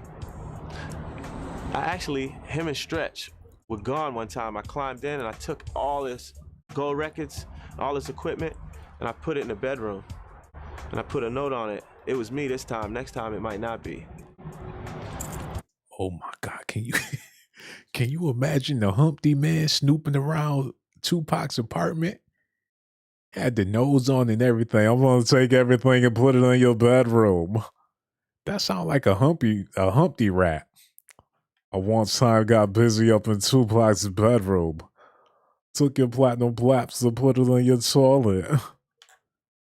Snooping around that man's apartment. He said, this time is me. Next time it might like lock your goddamn door. He tried to tell your Pac, you might want to lock your door. Yeah, I'm gonna do it. His old ass riding back and forth real slow. Like, look at him. Left that door open again. This time is me. Next time it might be somebody else, nigga. Sound like he was hating a little bit because Pac had the movie out and everything. He really wanted to take them plats. Listen, yo. And it looked like he got robbed. They told me as soon as Pac walked in, he ran back outside and started looking for who did it. And they said Stretch just fell out on his knees and said, oh shit. Oh shit. Stretch was the one who left the place open, you know. That was Pac's best friend, by the way. But yeah, so another time I came over and I was like, Pac, for real, man, you're not getting the message. You can't leave your windows wide open with all these gold records and all your jewelry laying out on the counters and stuff. He was like, oh, I ain't worried about that. I ain't show you. Oh, went in the closet, his first AK ever bought. He came out, because if someone come up in here. Oh my God. Wait a minute. Pac was leaving the doors open on purpose so he could shoot somebody. What the fuck? He tried to tell his dude over and over, you want to lock them doors? You might want to lock them doors. Pac like, nah. Let somebody come up in here if they want to. Look what I got. I wish a nigga would. Yo, this dude was a problem. He been crazy like that. Yeah, Pac wasn't right. Leave the door open on purpose. Baiting somebody to come up in there. Like, yeah, man, I've been dying. I got this gun, man. I've been dying to use it. Give me a reason. I was thinking that Tupac stopped hanging with Digital Underground, but it's starting to sound like they stopped hanging around Pac. Like, this nigga crazy. That character in Juice, no wonder he played it so well like that, because that was him in real life. Crazy ass nigga. Woo! You saw that? Shot the floor and the sofa all up. Damn near killed a couple of the outlaws. They were little kids just sitting on the couch getting high. Not little kids, 17, 18. It was crazy, man. But he was excited. Always had that boyish gleam in his eye, like, whew, that Chuck D said I could rhyme with, like, woo, you saw that? Like, it's got some shit to it. Beautiful. Wow. He was always writing. You come in his hotel room, like a bomb went off. Blunt scrapings on every counter. Piss and shit in the toilet. What the fuck? Like, damn, Pac, don't you flush the toilet? Oh, yeah. He didn't even remember that he didn't flush it because if he was sitting on the toilet writing a rhyme and the phone rang. Pac was nasty. To the other room. Yeah, what's up? All right, next week? Cool. For sure. He be in there writing rhymes, doodling. Get down when I come with the... dear mama.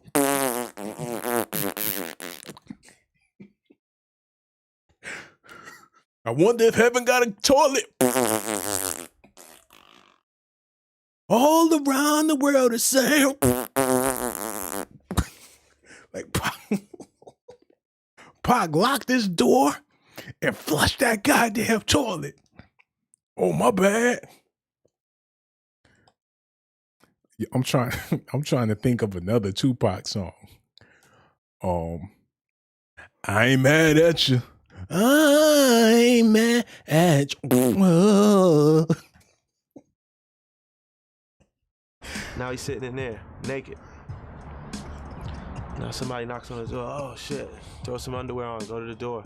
Oh. Ash and a cigarette everywhere. I was all into keeping my apartment all bellied out. It reminded me of the belly of. Hold on, wait a minute. Come on, Shock G. You ain't have to do Pac like that. He was nasty like that. Doo-doo everywhere. But sitting around in his ain't got on no drawers. Just smoking cigarettes. The Pac was disgusting.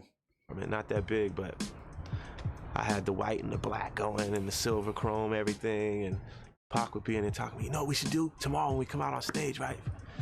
Yeah, Pac, $1,500 Persian rug, please, cat, you know? Oh, yeah, I'm sorry. Damn, I got it. All right, what was you saying? No, okay, me, you, and Mun, right?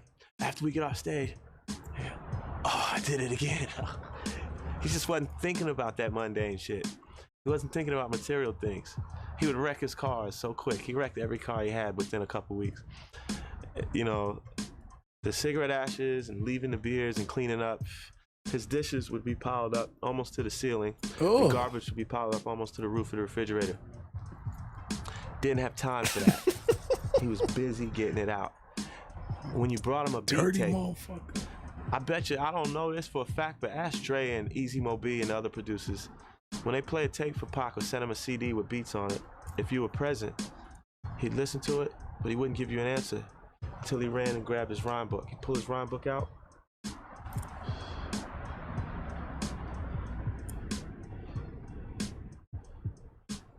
I want to use that for Soldier Story.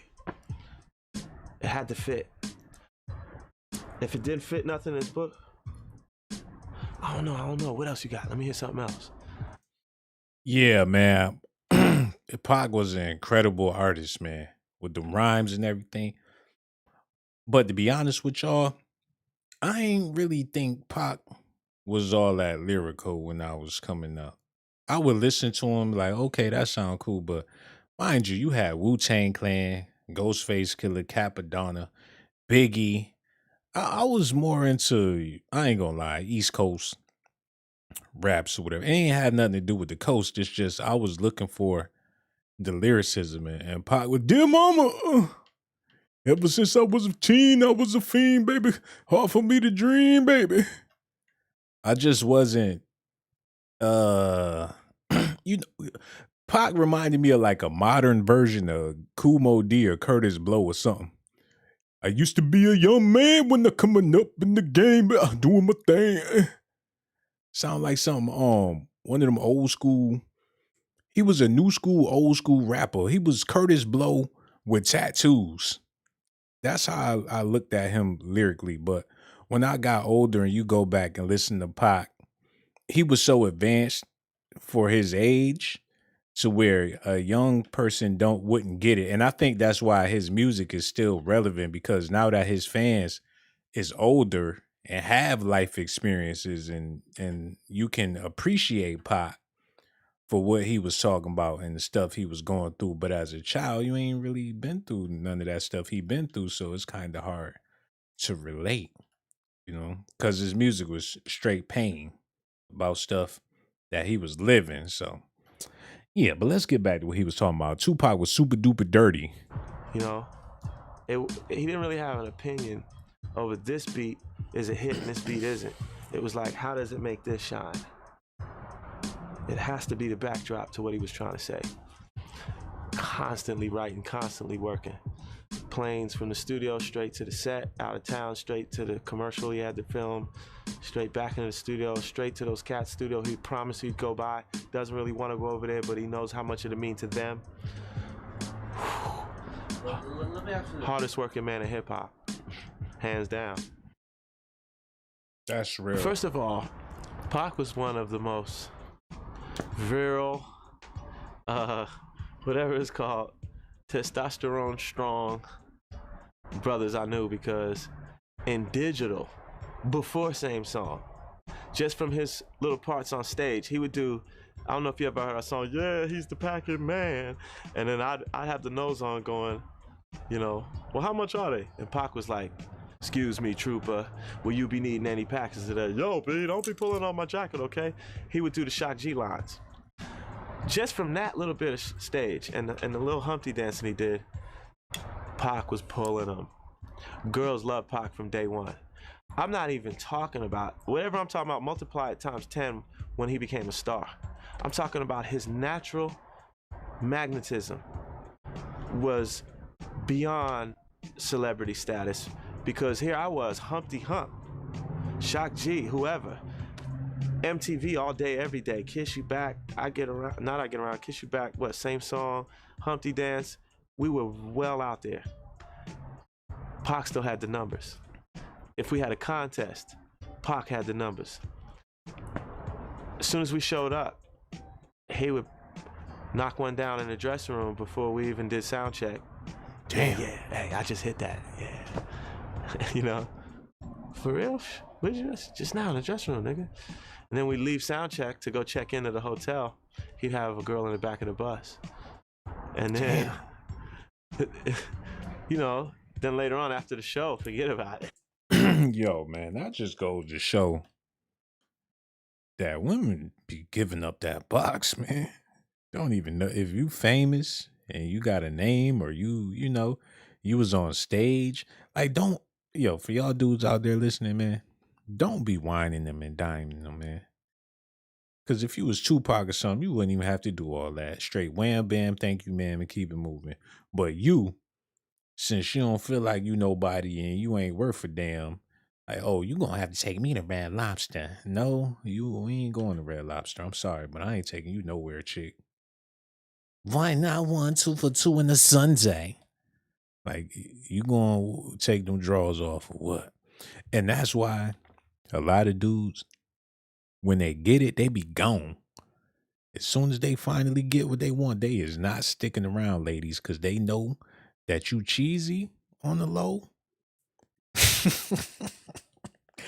And if they had a little more money, matter of fact, not even money, if they was on TV and they was famous, you gonna give up them patty cakes like 1, 2, 3, man. So for y'all brothers out there listening, man, matter of fact, I'm gonna have to speak to y'all directly. Hold on. Cause this is serious. I'm gonna get back to Shock G. Cause he's spitting that real talk. But I need to see that y'all listening, man. Cause this is serious. Hold on, let me see what's going on in the chat. Ain't nobody said a goddamn thing. But that's all right. That's all right. Hold on, let me see. Oh, Cookie Dough in the building. What's up, sister? She said, Sean, play his music video. Why would I do something like that and get a copyright strike? Sister, no, I'm not playing his music. Play his music. She talking about. Palmer said, Pac said that was his favorite movie to film Juice. Word, that was a classic movie. Gage Gore said, this the Pac, the media don't tell you. Yeah, with them dirty ass drawers on. Ain't washed the dishes and ain't take out the trash. The media don't want to talk about that though. Palmer said, I think Pac started to I think Pac started true to self, and along the way, he sold his soul and hated it. He was being used, but I still loved him. By the sounds of it, Pac always been ratchet. You heard? I thought that he was a different person before the fame, but by the sounds from Shock G, he was always crazy like that. The music industry ain't changed his ass. Dirty draws, dirty house, dirty everything, man. But that's like, he's not even known. He's not a celebrity yet. We haven't even done the show yet. After the show, it's real easy to get chicks. They're just throwing themselves at you. The energy of the whole thing has everybody on a high, including the group, including the managers, the establishment owners, the audience. When a show goes down, everybody's on this communion vibe, and a lot of sex jumps off. Early that day when we roll into town, Pac was betting them, you know, sometimes, like I said, 2, 3 before the show took place. Then after the show, then it's just trips to the lobby, pulling them upstairs. If he was in the mood, if there was no hip hoppers around. Now, if there was some MCs around that he liked, I remember when we showed up in New York. Wait a minute, Joe. How in the hell he got caught up on some rape charges when women was just throwing it? Like, why would you feel like? Now I don't know, you know, the psychology of somebody like that, but I would imagine that. But then again, you probably be ego tripping if a female tell you no. You're like, what do you mean no? I'm Tupac. All I do is get panties. No, I'm not gonna. What me? What do you mean? No, bring that at. Maybe it's some people like that, but I just don't understand. You getting all these women's, they dying to give you the draws. Why would you feel like you got to take something? But some sick people out there, man. I think the ego. Not saying he did anything, but I don't know, man. But rest in peace, Tupac. Let's keep on, y'all. Yeah, yo, we done? Y'all need me till tomorrow? Yo, I'm going with them. Jump in the car with Greg Nice and CL Smooth, or, you know, just whoever. Anybody that was really about it and he thought he could learn from. But it is truly absurd to think that anybody in the hip hop game with mild celebrity status has to rape anybody. Facts. That's just what I was saying, yo. That's just what he said, what I was trying to say. Word up. Yo, that's Shock G, everybody. The brother is realer than real. And man, we lost one. A smooth dude like that spoke his mind. Shock G was just a great dude. And since Tupac was his homie, I kind of want to see this interview with Tupac real quick. So let's get into this real fast, and then we're gonna continue on with Black Rob. But let's watch a little bit of this, because this ain't about Pac. But look at Tupac, y'all. A Jerry curl with a little bit of dye. Definitely early 80s. I mean, late 80s, early 90s. Shakur, and I attend Tamalpais High School, and I'm 17. Why he talking like that? And it's like 17 is such a weird age. It's such a in the middle age. You're not 18 yet, and you're older than 16. But I like it. It's nice. It's like a learning stage for me. What the fuck? Well, 18 will bring lots of responsibilities that I don't want, but it'll bring respect that I feel like that's the only way I can get it. You know, I try. Wait a minute, yo. 18, yo, there's no disrespect to Pac. He was a kid. And before y'all sit up there and say, oh, he was zesty, or Tupac was fruity, or look at your son. Look at your little cousin. Look at your little nephew. Look at these kids out here, man. They be like, Mommy, where's Zaddy? Like, you ain't got no Zaddy. I know, because you don't know who you slept with. Watch your mouth, boy. What? Before you say Tupac was any of that, look at your ass. You know, so I ain't about to sit up here, but I must say, you know, we just gonna look at a little bit more of this, man. Be as mature as I can be and demand it wherever I can get it. But 18 is like, you're an adult. You like today when I had to sign the release form, I felt so bad because I couldn't sign it myself. I had to go and get my mother's and all that. But 18 it's just society's way of saying that you're ready. But 17, like I think I'm ready now, as ready as I'm gonna be in this world. But so it's okay. I guess 17 is all right. The fuck?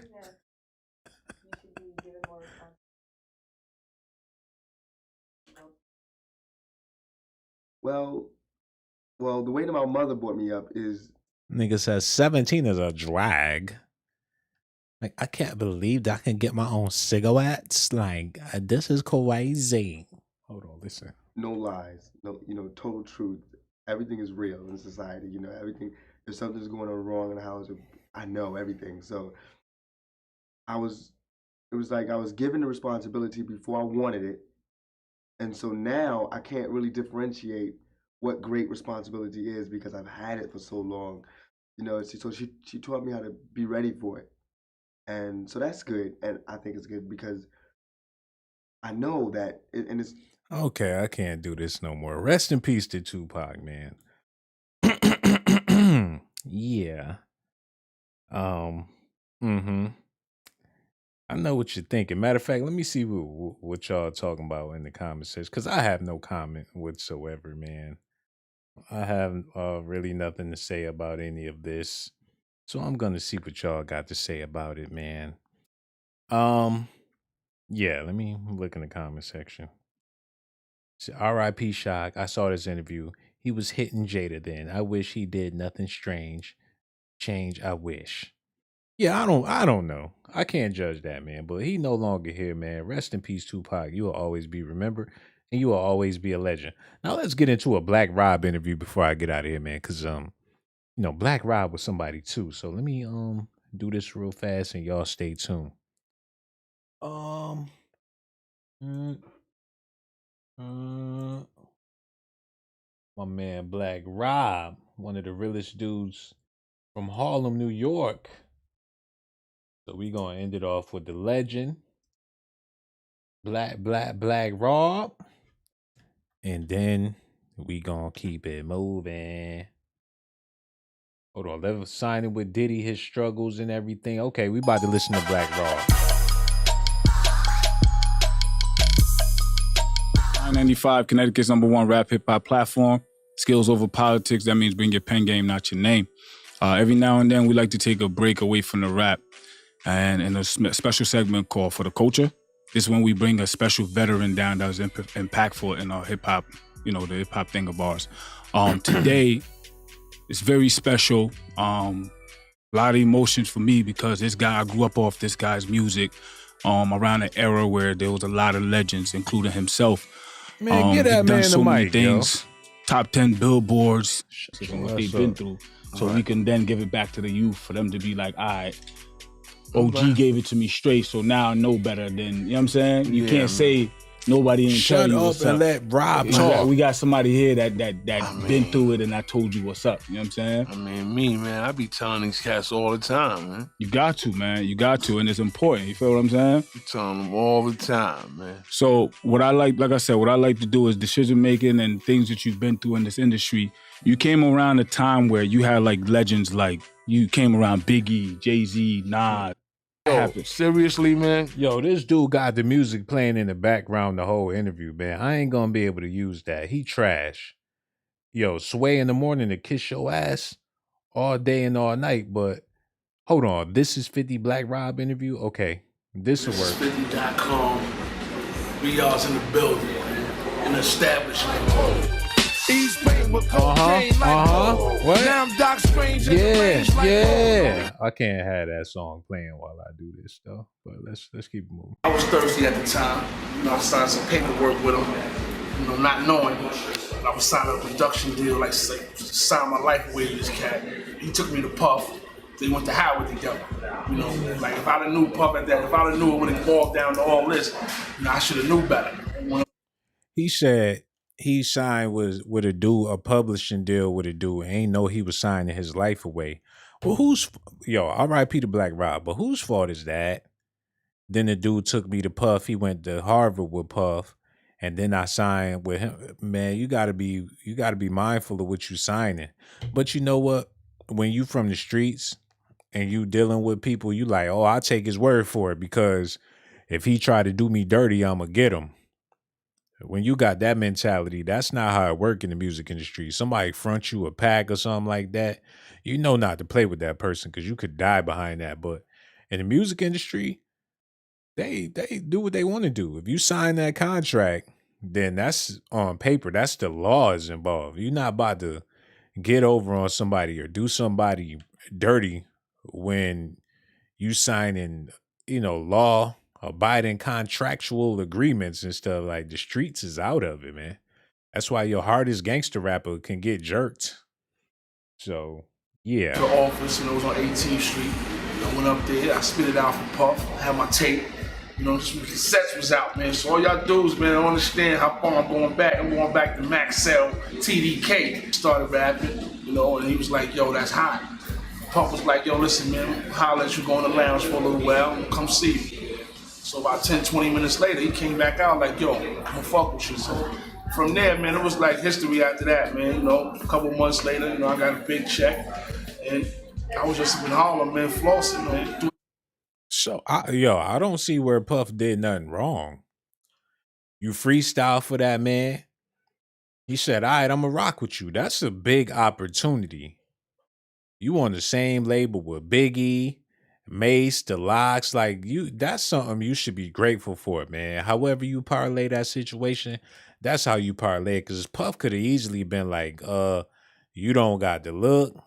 But Puff don't care about looks. He signed Biggie, Mace, the locks. He not looking for no pretty boy Usher or nothing like that.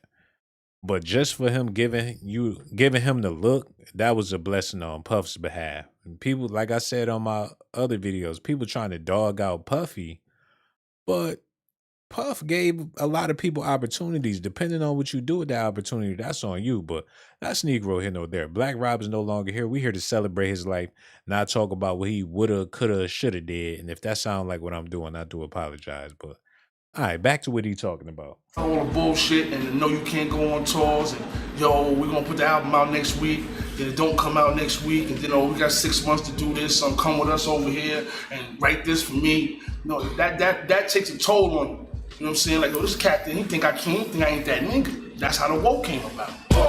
Must I pound the concrete like whoa? Like everything to me was whoa. Like, you know what I'm saying? I see a bitch with a fat ass, and I turn back like, whoa. See that shit? Cars go by, I'm like, whoa, that's crazy. You feel me? So it was like a no-brainer. So I was just spitting joints that just basically said who I was and who, you know what I'm saying, who I was trying to be. Not better than trying to be, but trying to let y'all know who I be. Every record after that was like, you know. Yo, did y'all see that pool shot? That shit was crazy. But basically, Black Rob is saying that he was a ghostwriter for Puff. Ain't nothing wrong with that. Get your money if that's what you doing. If that's what he the boss. But see, and that's what let me know, man. You try to put people in position. You try to look out for people, do people favors, get them out of a situation. They don't never appreciate it for real. Try to be nice and look out for people. They gonna spite you for doing that. Unfortunately, man, I know this for a fact. You do somebody a favor, it's sort of like they take it as an insult or something. And guy, he doing me favors. He got me out here. Done bought me a Happy Meal, man. I don't want no Happy Meal. You was starving a little while ago. Nigga took me to Walmart, got me some chicken tenders, and he eating steak. I don't want no damn chicken tenders. You ought to be happy you got that. You was eating TV dinners when I met you. You do people a favor, it's like you not doing them a favor, man. Puff, I feel your pain. Got me ghostwriting and doing songs for him, man. Like I ain't that dude. Like I ain't no superstar. Like you just got signed. Pay some dues. I just met you from nowhere. I don't even know you like that. I gave you an opportunity I don't even give people I've been knowing for years. But that's Negro here nor there, man. I'm just speaking on the situation. I don't know what really happened or nothing, but look, man, when you that dude, it's gonna be a lot of people coming at your head, man. It's a lot of them coming. Hold on. Oh, what that's gonna do? They ain't do nothing. Let me get back to the interview. Like jabs and uppercuts. What am I? I'm a star in the hood. I'm gangster. Man, like some of these dudes out here, these dudes is trash, my man. They crazy trash. Like, it's no creativity, no authenticity. It's no, you don't even have style, swag, nothing. But you're able to spit a couple of words, and the people that you got behind you is able to push that, and it's a big record. You know what I'm saying? See, back then, you had to really be a spitter. Come out with some creativity. Up north, I only listen to like 2 or 3 niggas. You feel me? You know what I'm saying? Kiss. You know what I'm saying? Fifth. You know what I'm saying? And probably Banks. Ooh, look who I was hanging with. You know what I'm saying? Big. You know what I'm saying? Locks. Mace. Everybody on that label was gold or platinum. And Puff was looking for something else. You feel me? But, you know, it wasn't never a situation where, yo, Puff, let me know, you got something for us? You know? So I was like, yo, I mean, I got something for you. So that's when I brought G-Dep in the game. I mean, if y'all read about it, or, I know y'all read books and understand what's going on with that. He got snatched from me, and I had a conversation with Puff like, yo, I can't let you, Wait a minute, I never knew that. So Black Rob is the person that brought G-Dep around. So not only did Puff put you on, but you was able to put on your man too? And then when Puff started working with your man, you like, oh, I can't let you take him from me. That's Now, don't think I'm speaking ill about a dead man, and that's not what I'm doing. I'm just being real. I'm just speaking my mind. And I know you probably like, well, maybe you shouldn't be speaking your mind. Well, you listening, so what that got to do with me? I appreciate you listening. All I want to do is love you. But if you want to hate me, that's your problem because I ain't got no choice but to love you. And for all you ladies out there listening, I love y'all too. And for all the people that join the group, that's in the chat, leaving them comments, I got so much love for y'all. And for the people watching the video, I got love for y'all too. Hit them like buttons and subscribe to the channel. Also, hit that Cash App for your boy, $ Sean Blaze Docs. But without further ado, we about to get back into this Black Rob interview. Let's go. I can't let both of y'all. I'm like, both, like, that's my artist. Like, being I didn't have the paperwork, he just snatched them from me. I just feel like, if me and Depp was together, we could have did bigger things. Hold on. You talking about Puff took my artist. What was your record label? Who was you signed? Like, you was signed to Puff. He said I had the paperwork and everything, and he snatched my artist. If that's the case, you don't need to be signed to Puff. Look, I'm gonna let the man talk. Bad boy could have ever did for us. He's Black Rob, he's a thug. Mess with him, you'll get touched. That was some sucker shit. You don't do that. You don't do that in the game. Like, if you selling coke in the town, you feel me? And me and you, we chilling, and I take you to the Connect, and we sitting there, you know what I'm saying? You ain't even supposed to be saying nothing. Like, you just there just to be there, you know what I'm saying? No, Rob, it ain't the streets, bro. Like, R.I.P., but it ain't the streets. Now, he gone. I'm talking to y'all, because y'all still here, man. You can't live by the same code in every situation. If you from the ghetto, you can't be ghetto everywhere you go, man. But if you in the ghetto, your best bet is to be ghetto. But if you in the suburbs or you somewhere outside of the ghetto, but then again, some people, you just are who you are, regardless of where you at. And if you just so happen to be a certain type of way, that's just who you are. And that's why I respect Black Rob, because he never tried to be something he wasn't. He was a street dude then. He was a street dude all of his life. And that's just who he is. You have to accept people for who they are, man. And you have to acknowledge who people are. That way you know how to deal with people. Puffy, he dealt with a lot of dudes from the streets. That was his business, though. He was in the business of dealing with rap artists, hip hop street artists. So that's just some of the stuff he had to deal with in his business. You know what I'm saying? So when you hear Black Rob talking about Puffy and all that, it's just a part of business. And depending on who you do business with, that's how your business going, you're going to have certain situations. Now, if he was just dealing, you ain't never heard Machine Gun Kelly talking about he got jerked, or Puff did me dirty, or Puff did that, or Puff did. I'm pretty sure Machine Gun Kelly like, this is the business. He come in it with a mind frame like, okay, this is straight. This is strictly business.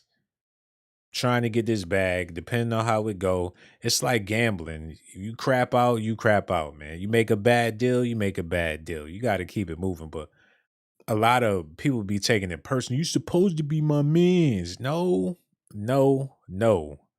We here to get this money, man. That street code, leave that for the streets. For real. Like, if you in the town, you take somebody to the Connect. No, it don't work like that, bruh. It don't work like that. Don't open your mouth, doggy. So, when that happened, I was real upset, man. But then I looked at it on the brighter side. I said, you know what? At least you over here with me, dog. Dudes treat you like McDonald's fries, man, in the game sometimes, especially when you're dealing with certain people. When McDonald's fries get cold, you don't want them no more. You know that, right? So that's how Bad Boy was treating dudes at that time. I always thought it was a family situation. You feel me? Like, dude told me, like, yo, listen, man, I'm not gonna do this anymore. Biggie just got killed, and I don't want to do it no more. I think I can live off R&B, and I don't sing R&B. So therefore, that put me like out the whip. Puff said, look, man, I don't want to do this no more. This gangster shit. Y'all, I'll just do R&B, man.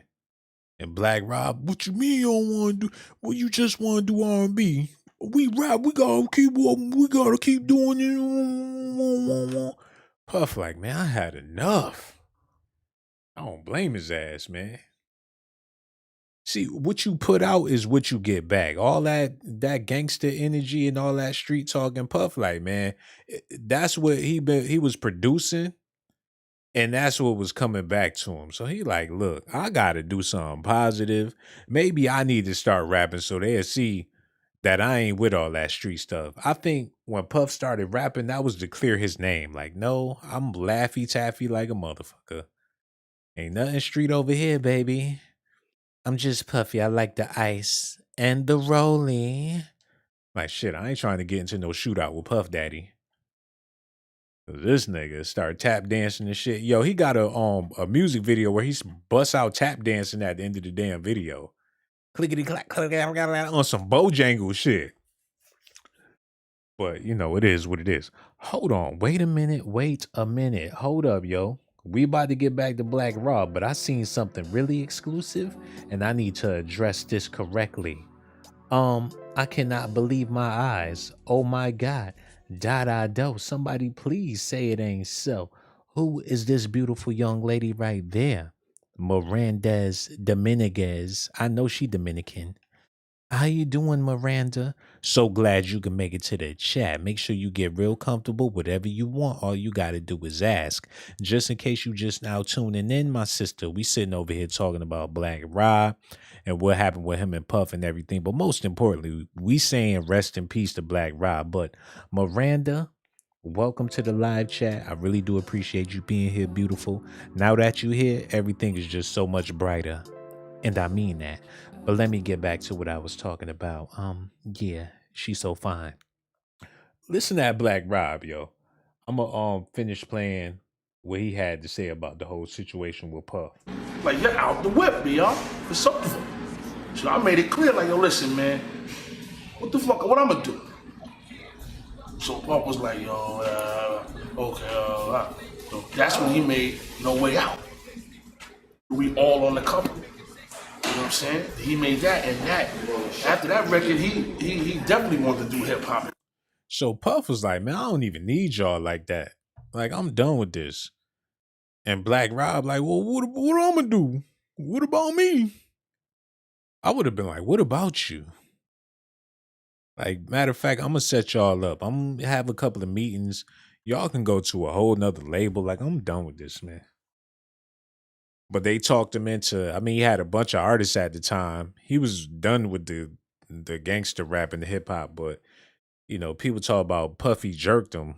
But if it wasn't for him putting out more hip hop, them dudes wouldn't have had no look, no nothing. So, yo, get that man his props.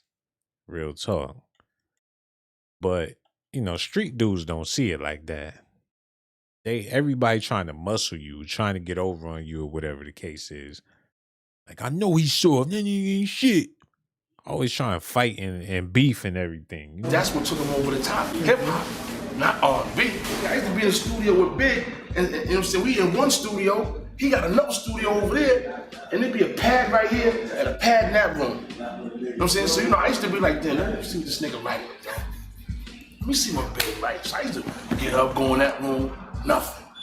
Go in this room, look, nothing. That alone separates Big from anybody. So, you know, to compare Ross to this dude, Big, it can't happen. It can never. I don't hear Big in Ross, man. BR said that, Puff. Don't do that, P. As far as, you know, all the other people up at Bad Boy, nobody reached out to me one time. I don't even care. Because all it takes is a press of the button, Department of Corrections, you know my name, you know my birthday. I used to work here. When I heard that, you know, this nigga went seeing this nigga Wayne in jail, and you ain't come see BR? Like, all the years we spent together, like, that shit didn't mean nothing to you, dog? Like, you actually think I'm not your man?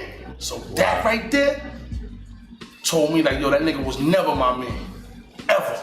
You got like 50 employees, man. You ain't even have to write the letter. I had got sick with the kidney shit. You know what I'm saying? And up there, you know what I'm saying? Like, they was asking me that I have insurance and all this. Yeah, I had insurance. When I was employed at Bad Boy Records, I had insurance. Oh, well, you need to call them and see what's up with that. So I calls them. My lawyer calls them, and they talking about, oh, now we took them off of that. Oh. Y'all took me off of that, so I'm supposed to get these meds and shit, man.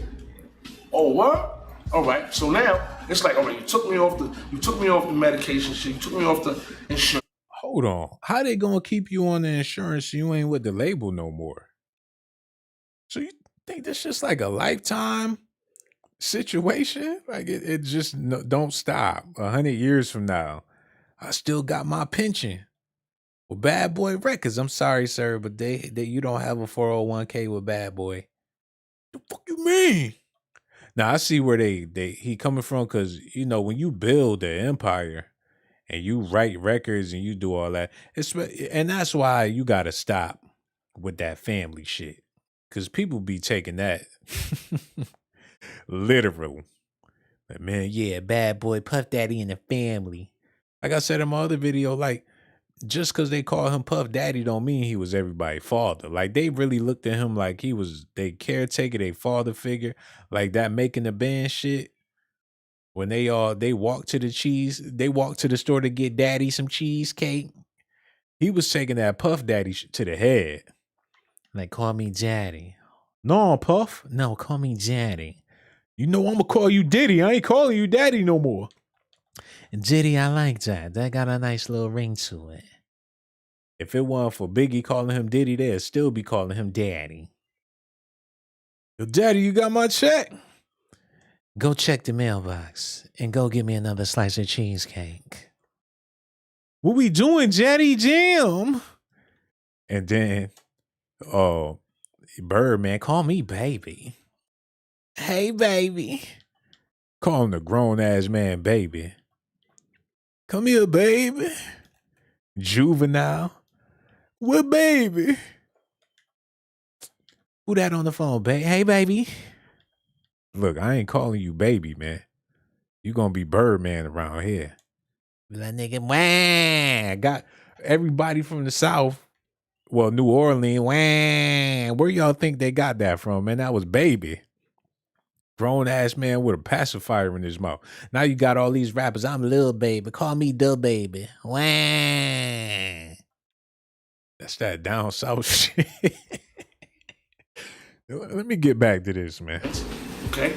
Now you take me off the website. You don't come see me. You don't write me. You know what I'm saying? I didn't need no money because, like I said, I'm always get money. You know what I'm saying? Like, my records sell, they sold, so I'm always going to have some type of money coming in my account or whatever. It was like they said, well, fuck that nigga.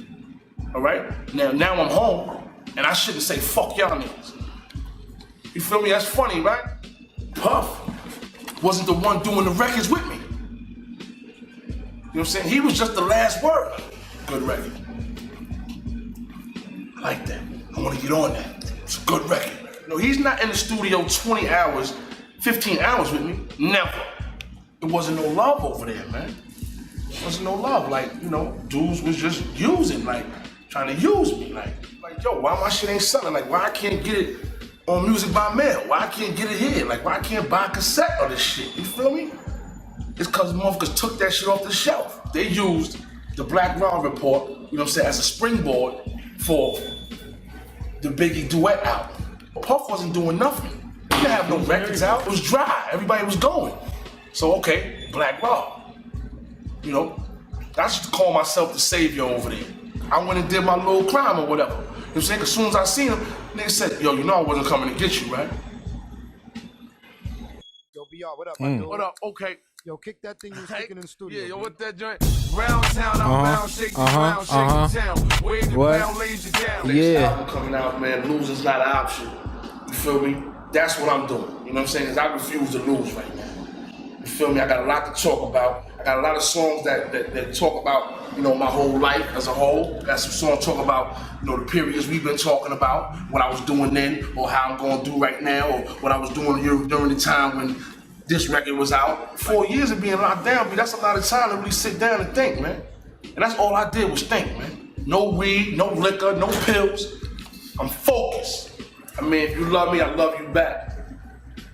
If you hate me, y'all, fuck you. See me when you see me. I punch you in your fucking face. Grenade through your Whoa. window. Like, Whoa. love to see me do this shit. Like, oh.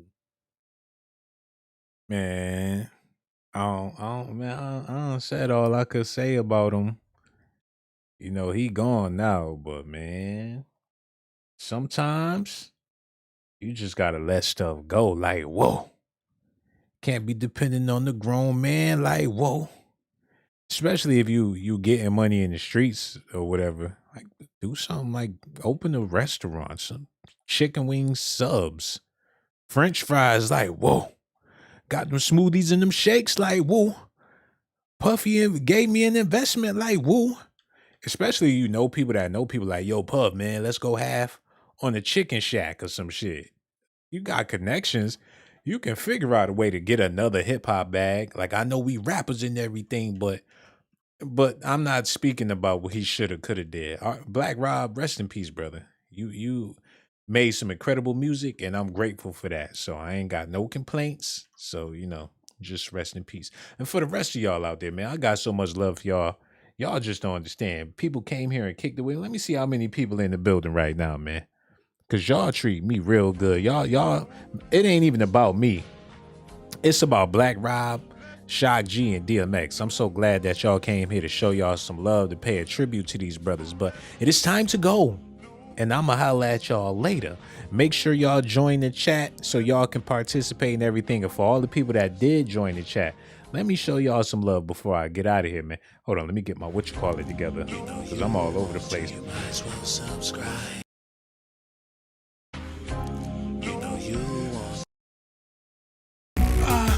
Okay, now let me get back to showing y'all some love over here, man. Look at that, Palman in the building. I got to do the roll call for everybody. Everybody that showed me some love, man.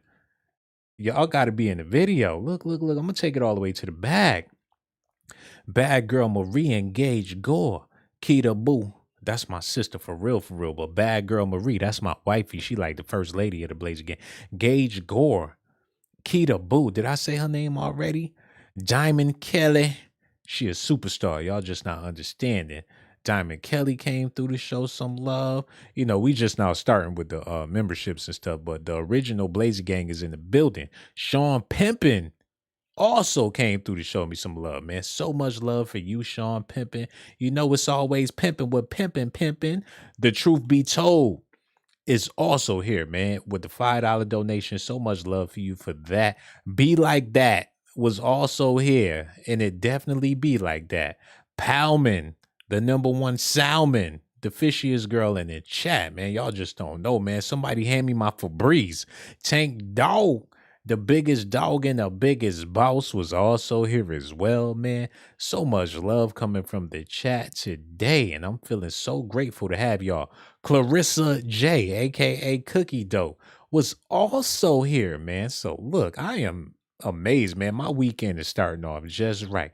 And then we had that dime, the prettiest girl in the chat, besides Bad Girl Marie, Miranda Dominguez. She a Latino queen. And best believe she fine and she know how to cook. Man, I'm about to get out of here, man. So much love for y'all. Hit that like button, subscribe to the channel. Also hit that notification button. And I'ma holla at y'all next time, you heard? Risk my life to give you documentations, girl. I risk my life to give you documentations, girl. I risk my life to give you documentations, girl. I risk my life to give you documentations, girl. Sean got the jocks. I'm keeping it funky like some socks. Ponytail with the box, and my cell phone look like a box. Try not to get shell shocked when I start busting out the docs. I got secret videotapes of your mom cussing out your pops. All over a box of corn pops. This rhythm got your pop.